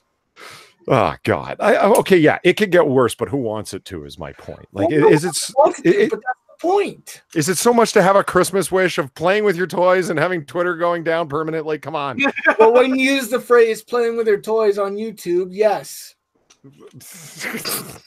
I got toy soldiers for Christmas, and I don't want to go to a You're stressy not environment. helping. But Polly, if Twitter goes down, where will I go to watch the world burn, man? What do you mean? There's still like them shitty tabloids they sell at supermarkets. You can watch there. Yeah, but I don't want to hear about Elvis and Tupac in Tahiti or Bat Boy or anything. I want the cringe, man. CNN. I don't want that much cringe. You can't have it both ways. Well, I mean, Twitter is funny cringe to me. I can just sit there and turn it off, and everyone discounts it because it's Twitter. CNN tries to posture as a legitimate news source, and people actually take it seriously for some reason. And you can also choose what kind of cringe you want on Twitter too. Yeah, exactly. You have a la carte cringe. Well, I don't know about that. I mean, most of the people that I found cringy have already blocked me. I'm blocked by Will Wheaton, and I haven't ever talked to him. I'm trying to get blocked by Will Wheaton without having to say shut up. Blocked by Will Wheaton, fuck off. I thought he left Twitter, didn't he? He came back. Oh, did he? Okay. Even He got run off of Mastodon and somewhere else. So yeah, he came back. I just wasn't sure it was real until now. I'm trying to get blocked by him without having to say shut up, Wesley. Am I blocked? So Will Wheaton, let's see. I wonder if he uses a block bot. I could see it. I've never. He probably does, but there are only two people that I know I am blocked by. One of them Shives, so it doesn't even count. Yeah, I'm not even. Although I will admit, I got blocked by Shives because I actually tweeted to him. Smart. I figured it's like, this is Twitter. Might as well go ahead and pop the cherry and get blocked by Shives. So I took care of that in like a day and a half of being on the platform. And the other one is an Irish comedian named Ed Byrne. Oh. He blocked me for kind of tagging one of his jokes. I tagged him and Alanis Morissette in a retweet of a BBC article about this big game hunter in Africa who was crushed to death by an elephant that he shot. Wow. And Ed Byrne had this bit where he made fun of Alanis Morissette's song Ironic, pointing out how everything in the song isn't ironic, it's just a pain in the ass. Yeah, it's just tragic, yeah. Yeah. And so I put the tweet up and I tagged both of them and I said, so you want to die doing what you love? Are you sure about that? #ironic. And I'd followed him right before that to make sure I got the @ right and everything. Mm-hmm. He blocked me immediately. Alanis Morissette, nothing. One of my favorites. I screenshotted my first block. It was from some Russian dude saying, "All men have contributed to a culture of sexual abuse, so please just shove that #NotAllMen crap up your asses, #MeToo." My response was, "Sounds to me like you're either guilty or trying to share guilt. My conscience is clean. You can take your faux indignation and shove it." And then he says, he responded, "Sounds to me like you're an asshole." I responded to him, "To people like you? Yep. And I wouldn't have it any other way." And then he blocked me. Oh, I got blocked by someone that was from Jacob. Oh, is that the commie? Commie? Yeah. The commie, yes. That's why we don't give cookies to commies. Yeah, I remember I got blocked by Christy Winters because I said in a response that I put to her, I said the phrase, "I thought you were supposed to be smart." Ooh. Yeah, well, she's got a PhD in BS, so it doesn't really count. Yeah. I don't try to get blocked by people. But there's some times where I end up arguing with people, and it's just like, what do I gotta do, man? There's people that I see that I want to argue with. Like, it's like something they'll say infuriates me. Like, I'll read a tweet and that's kind of angering. And then I was like, okay, hold on. Let me just hover over this person's name. Okay, you're following more people than are following you, and both numbers are in the multiple thousands. No, I'm not. I follow way more people than are following me. Are you following people in the thousands? No, I'm around 500, but I mean, I've got YouTubers, I've got news. Come on, man. How are you following that many people? That don't make no sense. Well, I said earlier in the stream, I took Sinatra's advice and I added like 40 something porn stars to kind of even it out. So nice. Yeah. That way if I get too worked up about somebody's tweet, I just scroll down a little bit and there's titties and everything is right with the world again. And say, Polly, you are following slightly less than me. You're following 121. I'm following 153. What's your followed rate? Like, is it above that? I've got 145 followers, so okay. I barely have more following than followers. I think it's possible to legitimately follow, I don't know, 200, 300, 400 people, sure. Because some of them might barely ever tweet. Makes sense. Yeah. And some of them are no one you'd ever want to respond to their news. And it's like, that's a good portion of the things I'm following are just news from here and there. I follow nudes too. Yeah. Well, and you had one job. I don't respond to you had one job. I just know. So in that case, it makes sense. But people that are clearly involved in a refollow campaign, it's like either you're scum or you think it's a path to success. And if you're a friend of mine who's doing that, don't do that. You can do better. Like, you know what I try to follow people that I engage with is what my whole thing is. And a lot of mine that I'm following are also people that they followed me, but I recognize them from chat, Lords in the Night, stuff like that. Right. So there's probably about 100 there. Yeah. Give or take. I just wish I could filter. I'd follow more if I could filter my inbox better. If there was better options for inbox filtering, like set people up into like 3 different categories, not for like good to awesome, just like you can self-label. I'm going to call this news. And so therefore that is all that will appear. And then I'm going to set up category number 2 and it's all, online friends or like whatever the fuck. Like that would make inboxes infinitely more manageable. Then they kind of decide for you in your timeline what you're going to see and how you're going to see it. You know what I mean? And they push up stuff that had a large engagement factor, like stuff that was actually tweeted out 14 or 25 hours ago, but it's near the top. Why? Because it had large engagement, so they figure you want to watch, and it's like, fuck off, big brother. I'll decide what I want to see and when I want to see it. Like, yeah, that drives me crazy. They can't get that timeline in chronological order. Because I'll see like, there's a Monkey in the Morning streaming right now. Oh, no, that's from yesterday. I've already watched that. Why am I seeing it now? Yeah, I'm following 349. I have 116 followers. And I can guess about 20 of those are porn bots.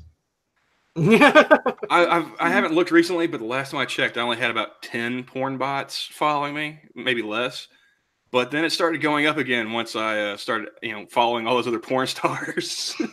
So I've been looking for Will Wheaton. I can't find him, but I have found @fake Will Wheaton. 0 tweets, but has 713 followers. Like, what the fuck? I posted his handle in the side chat. Oh, that's it? Will W? Okay. Yeah. It should come up like at Will Mox Fascist or some shit, Wheaton. But some of the people I'm following also are people that I disagree with, just to see what they're talking about at any given point.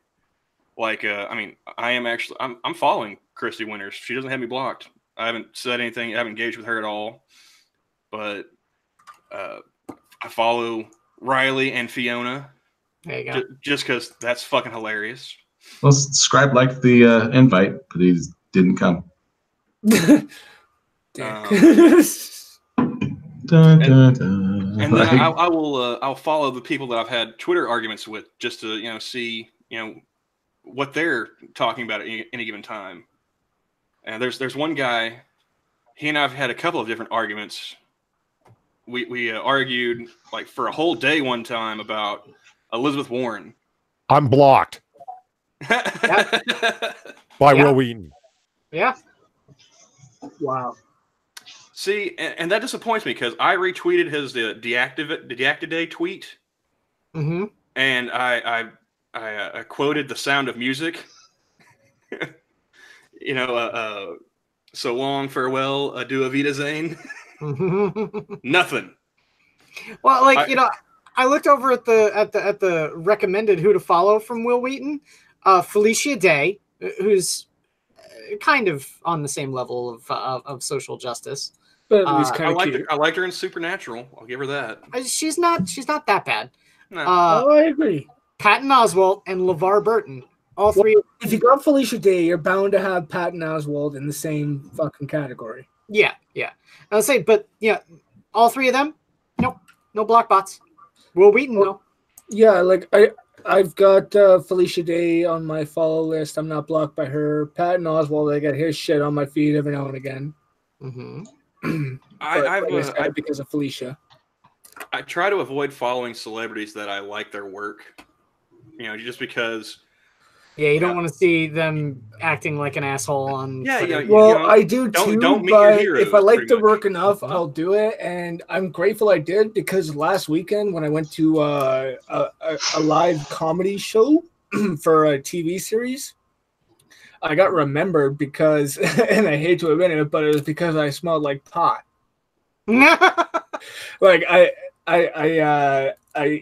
paid the extra money for the VIP package, so you got the meet and greet and live. You got to take the photo with the cast. So I took the photo and I posted the photo on Twitter afterwards. And if any of you noticed, before my Twitter handle was Della Hayes a bowl of ganja. Mm-hmm. So one of the guys I took the photo with, he's seen it and he's like, and I tagged them all in it, and he's like, "Oh, I thought you smelled like pot." But yeah, like I enjoyed that show, Sons of Anarchy. Mm-hmm. Modern day retelling of Hamlet. What's not to like about it? But when I got on Twitter, I went ahead and I followed different cast members. Ron Perlman. Loved Hellboy. He was good, and was it Aliens or? No, it's Alien Resurrection. Resurrection. That's the one. Yeah. Blade 2. A bunch of different stuff that I liked him in, and he's just way far out in left field. And I was like, nope. Mm-hmm.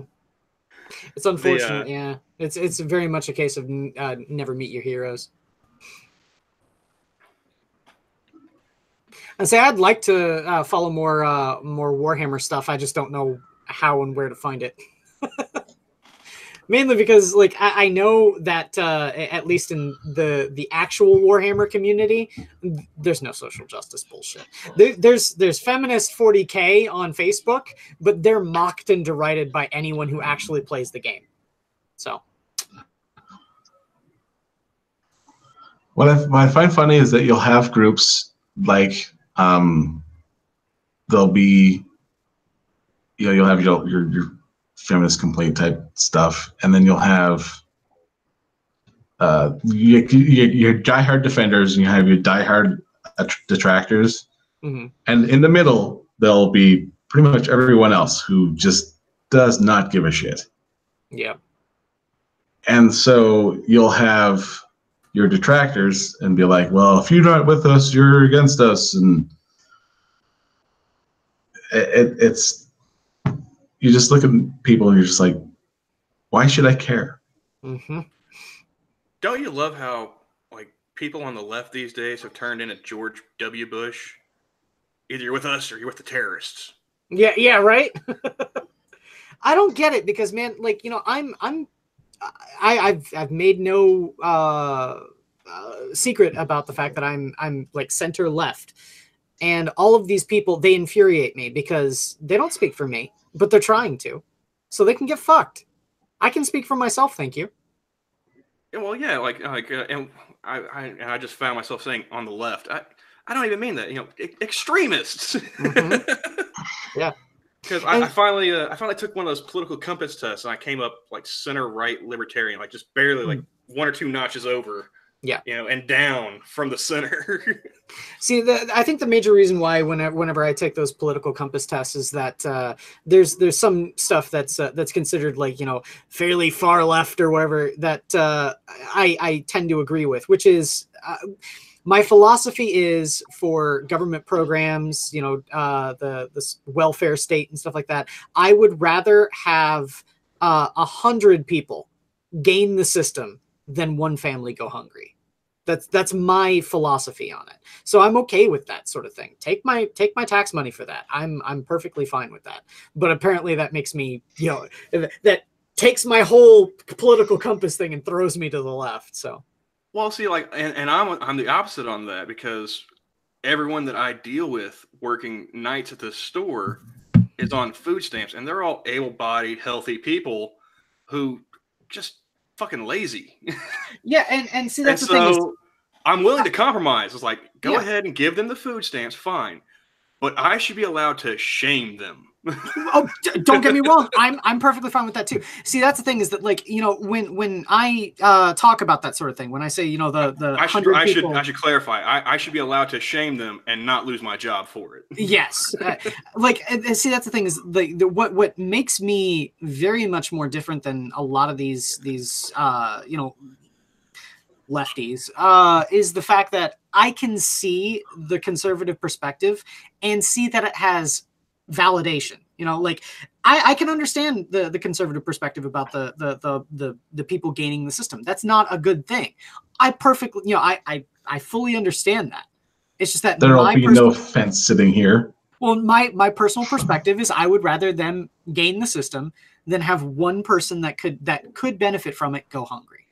And I apply that same philosophy to like the death penalty.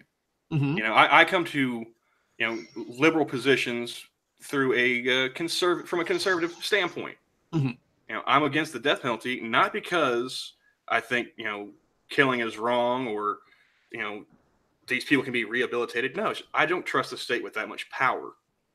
Yes, that's a good perspective to have. Yeah, I fully agree with that. If I knew without a shadow of a doubt this guy was guilty, mm-hmm. DNA, video evidence, and everything, I'd pull the lever myself. That's one thing that I came up with, like an idea. For someone that wants that sort of closure, the capital punishment, I don't think it should be the state that throws the lever. Pushes the lethal injection. It should be sanctioned for the person who's been wronged, and then it's up to them whether or not they I don't know.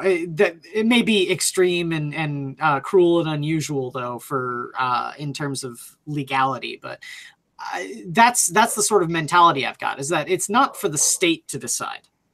I'm also opposed to lethal injection, not just because of the death penalty issue, but I mean, it's like, well, if you're going to put these people to death, have they demonstrated that this is in fact a humane way to kill somebody? Because you get those arguments where the chemicals they're using, it's actually causing intense pain. They're just not able to express it.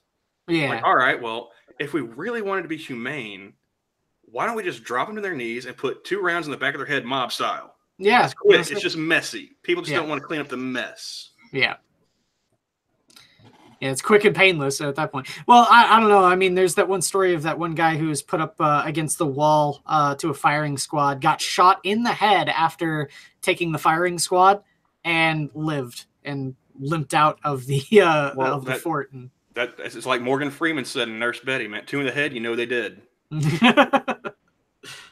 That's the only line I can quote from that movie. God, it was awful. Yeah. But it was not a good movie. Like, see, that's the major thing that I say for a lot of the political compass stuff. Like another one is the whole abortion argument. I think that it should be legal. I think it should should be regulated, of course. Because the thing about it is you're not at that point preventing people from having abortions. You're having people prevented from having coat hanger abortions. which is bad for the woman. It's bad for all sorts of stuff. But the thing about it is I see it from the perspective of conservatives too, because an abortion is not something you should ever want to have. Period. You should never want to have it. That's another one of my compromise positions. Like, all right, if you want to have an abortion, not because of rape or incest or because of medical complications that may risk the life of the mother. If you just want to electively kill a baby, fine, but you get one, and we're going to go ahead and tie those tubes off. You're not going to do it twice. Yeah. The thing about it is for that sort of thing, what my perspective of it is that it absolutely deserves the stigma that it gets, because it's not something that anyone should ever want to do. And the people that do are sociopaths. It's things like this that remind me with your story.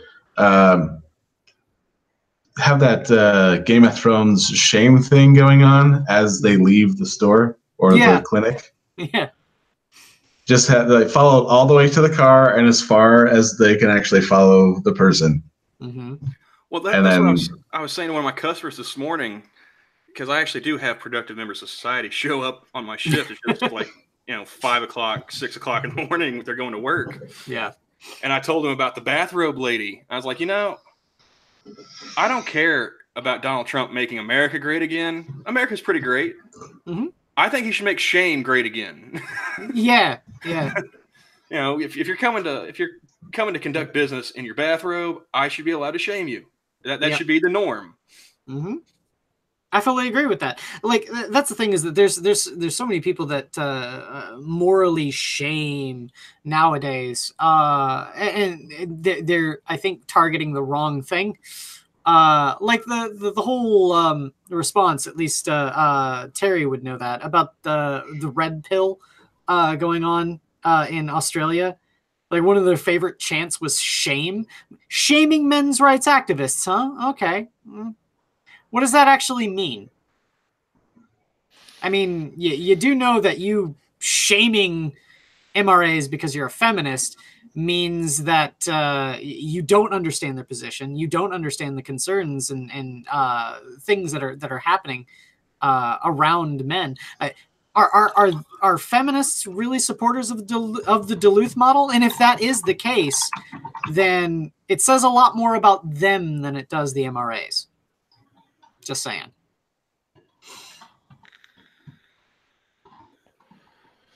So who wants to hear about the eggnog riots?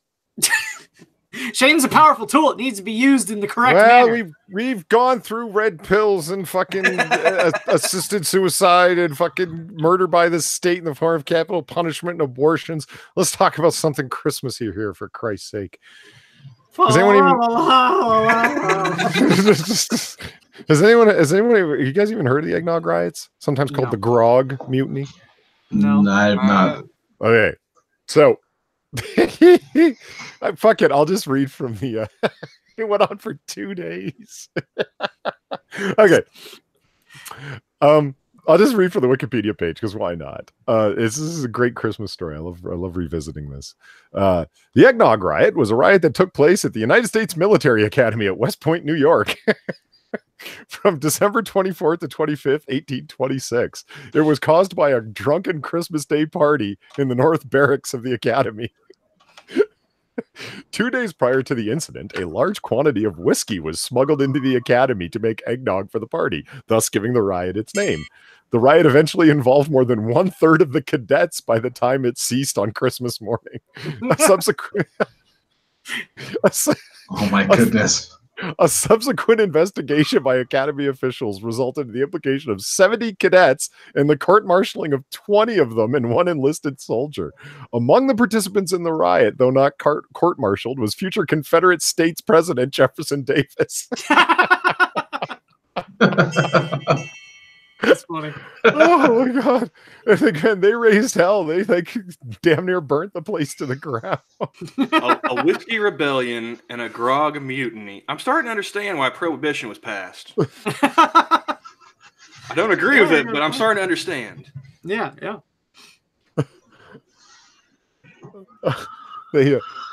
On December 23rd, 1826, at 7 a.m., Thayer met with George Bumford from New York and Robert E. Lee from Virginia. Bumford questioned about his parental correspondence by Thayer, while Lee questioned Thayer about trigonometry problems for artillery gunnery. Classes and barracks and inspections continued as usual for that day. A Christmas party took place at Thayer's residence, at which wine was served. Like, and then it just gets worse and worse as more and more parties are happening, and they track it like hour by hour by hour, and then all of a sudden it's drunken debauchery taken to the nth degree. I love it. So, I'm not sure if you've got your phone right next to you, Polly. Shady just shared something very important with us. Shady did? Yeah. Watched Into the Spider-Verse 3 times already. Can't be more exited and supportive of their progressive views. Officially shipped. Hashtag Spider-Verse. Hashtag Peter Parker. Hashtag Gay Pride. What? Who shipped what?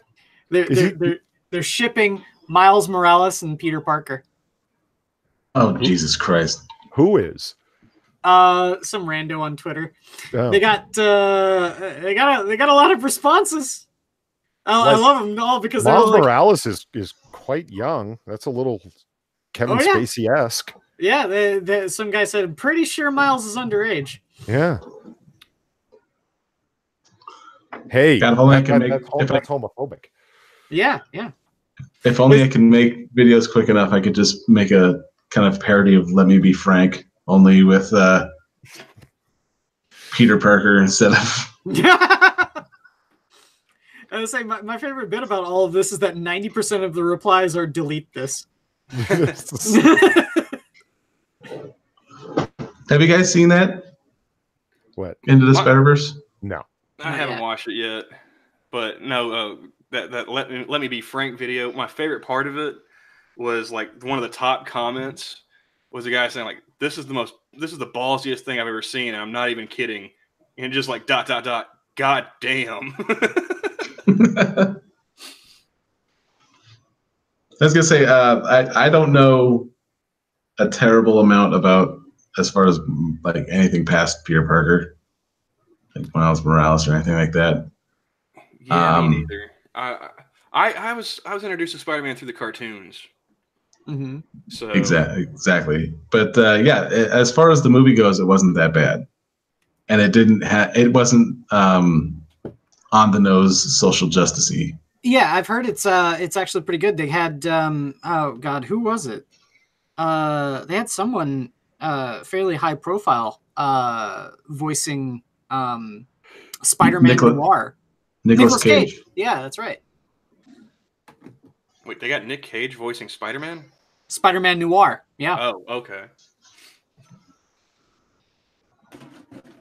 Anytime he's brought up in conversation, I go back to when I was like 16. Mm-hmm. I was at a debate competition. I had to give a speech. And after I was finished, I walk out of the room, and this other girl who was also competing, she came out after me, and she told me that my voice sounded like a mix between Nicolas Cage and Hank Hill. That's and I looked at her, and I didn't know whether I should be like flattered or insulted, flattered or offended. And the only thing I could think was, thanks. You got a D in English? But Bobby, you speak English.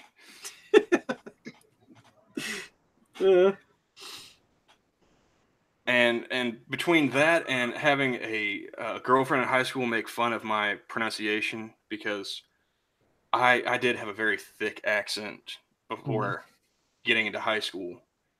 She pointed that out, and that girl at that debate competition point. I've been working on my elocution ever since. I get flattered when people ask me where I'm from. I've had people ask me, like, I've had East Coast, West Coast. I've had up north, pretty much everywhere but where I live. And when I was like, nope, been here all my life. They're like, really?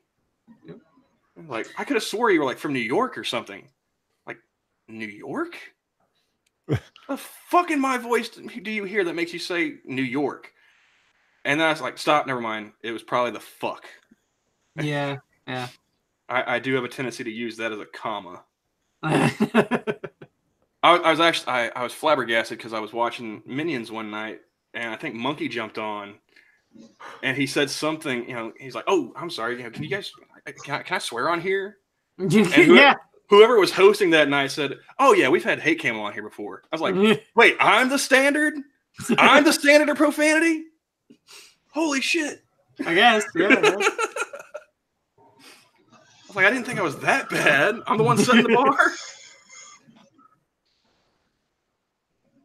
Yeah. I think I'm gonna hop off here, guys. I gotta be at work. I'm gonna be heading off to my mom's here in a bit. So. Yeah, I'm gonna be heading to my sister-in-law's in a bit, and after I got guilted into it, I had a double bourbon on the rocks, and so yeah, I think I'm gonna catch a little nap before I head over there. Mm-hmm. And yeah, I've only gotten a 45-minute nap before. Right after I got off of work last night, so it's I'm kind of feeling it now. You type out that SOS on Twitter. It's .. .. .. No, I already harassed the people on Discord, and I'm like, just so you know, I'm asking you guys to be available to keep me company, because I'm just gonna be like on my phone the whole time. And if they're like, "Well, you're being antisocial," I'm like, "No, I'm being very social. I just got lots of people that want to talk to me. I guess I'm popular." Well, that's how it was when I went to go and visit my dad out in Ohio. I was constantly on Discord's voice chat while I was driving. So. Point out Kefke's playing Shining Force 2, which was my only reason for a Sega existing. Well, there's a lot more than that. I mean, Sega had great games. I'm the wrong person to get into this debate with because I'm the Sega guy. I should live stream being over there and just be like long periods of silence punctuated by somebody sternly saying, "Don't put that down there. Use a coaster." I'm just to address Terry real fast. Yes, Goot says worse than I do. I just say more profane things. Yeah. His is objectively worse, yes. Mine's just harsher on the ear. Fuck, I haven't had chat up this whole time. I feel like an asshole. I've been ignoring chat. God damn it. That's not your stream. Well, still, I finally just started getting the habit of like popping out chat and having it, checking it periodically. Yeah. Yep. Like the first few streams that I did with Johnny, I completely ignored chat. Yeah. That with only having two screens, I knew that I could pop out chat, but until somebody said, "Why don't you pop out chat?" I'd kind of just forgot about it. You know what I mean? And then since then, I've been better at watching it because I'll have the actual hangout and popped out chat on one screen, and then my other one's my share screen. I'm not like Inquisitor with 4 screens up there at NASA fucking mission control. I was gonna say, you want me to make you jelly here? I'm a peasant. I've only got the one screen, so I've got the hangout, I've got chat popped out, I've got Twitter open. See, I got my phone next to me too. Yeah. That's why I sound like I have ADD. It's just I'm scrolling through Twitter. I was like, oh, hey, this sounds interesting. But I'm gonna go ahead and hop off here, guys. It was fun hanging out. Merry Christmas. Merry Christmas. It was indeed. Yeah, Merry Christmas to everybody. And Quiz, we'll be doing a stream on whatchamacallit, right? On CBC tomorrow. Is it tomorrow? Yeah, it will be tomorrow. Yeah. But I don't think I'll be able to do it the next week because I'll be like traveling, and it's not that I won't have a laptop with me. I won't have a headset and a microphone with me. Hey man, I streamed a CBC while I was house sitting for my mom. I am not giving you my password, Quiz. Stop asking. I'm just saying, man, you have a laptop. Yeah, but I don't have a mobile head. I got to actually test it out for tomorrow to see if I do. It off of this. What? Just got to take it off of this. What? You mean take my fucking Blue Yeti with me? Yeah. I'm getting on a plane, man. I'm not packing my Yeti. Put it in your laptop case. My laptop case is my shoulder bag. It's got like books and other things in it. What the hell? Well, I mean, I have a Logitech cheap headset that's got a microphone piece for it, and I could use that, but I don't know if the laptop has a, because it's a one plug-in that's a dual microphone and headphone 1/8-inch plug. Do you know what I'm talking about? But I don't think my laptop accepts that. I think it's got a separate mic and headphone sockets, which means I don't have something that could do it. oh, your laptop's that old that it has the separate microphone and headphone. Maybe. I'm gonna have to go look at it and see. I don't know. I say I have an older laptop as well that has that, but my newer one just has a headphone jack. So it's the dual headphone and microphone jack in one? No, it's just a microphone jack. In your newer one? Yes. So how are you supposed to listen to anything? It's just a headphone jack. The headphone jack. There's no mic jack at all in your new one. Exactly. Ouch. There's a built-in microphone, but it's got USB ports, and the Blue Yeti is a USB. That's the reason why on that CBC I didn't take my Blue Yeti, and the sound quality was a little less. Got it. All right. Well, enough behind the scenes talk on somebody else's stream. That's all right. To you guys, Merry Christmas and have a good day. And to everybody in chat, thanks for listening. Sorry for ignoring you. Thanks for coming on. Yeah, not a problem, Johnny. Anytime, man. If you ever want to be on CBC, just let us know. Yeah, for sure.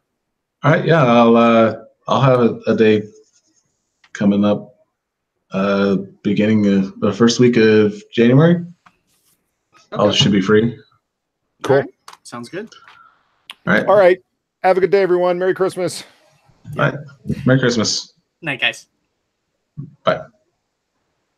And yeah, you guys have a great day. Merry Christmas. See you on the New Year.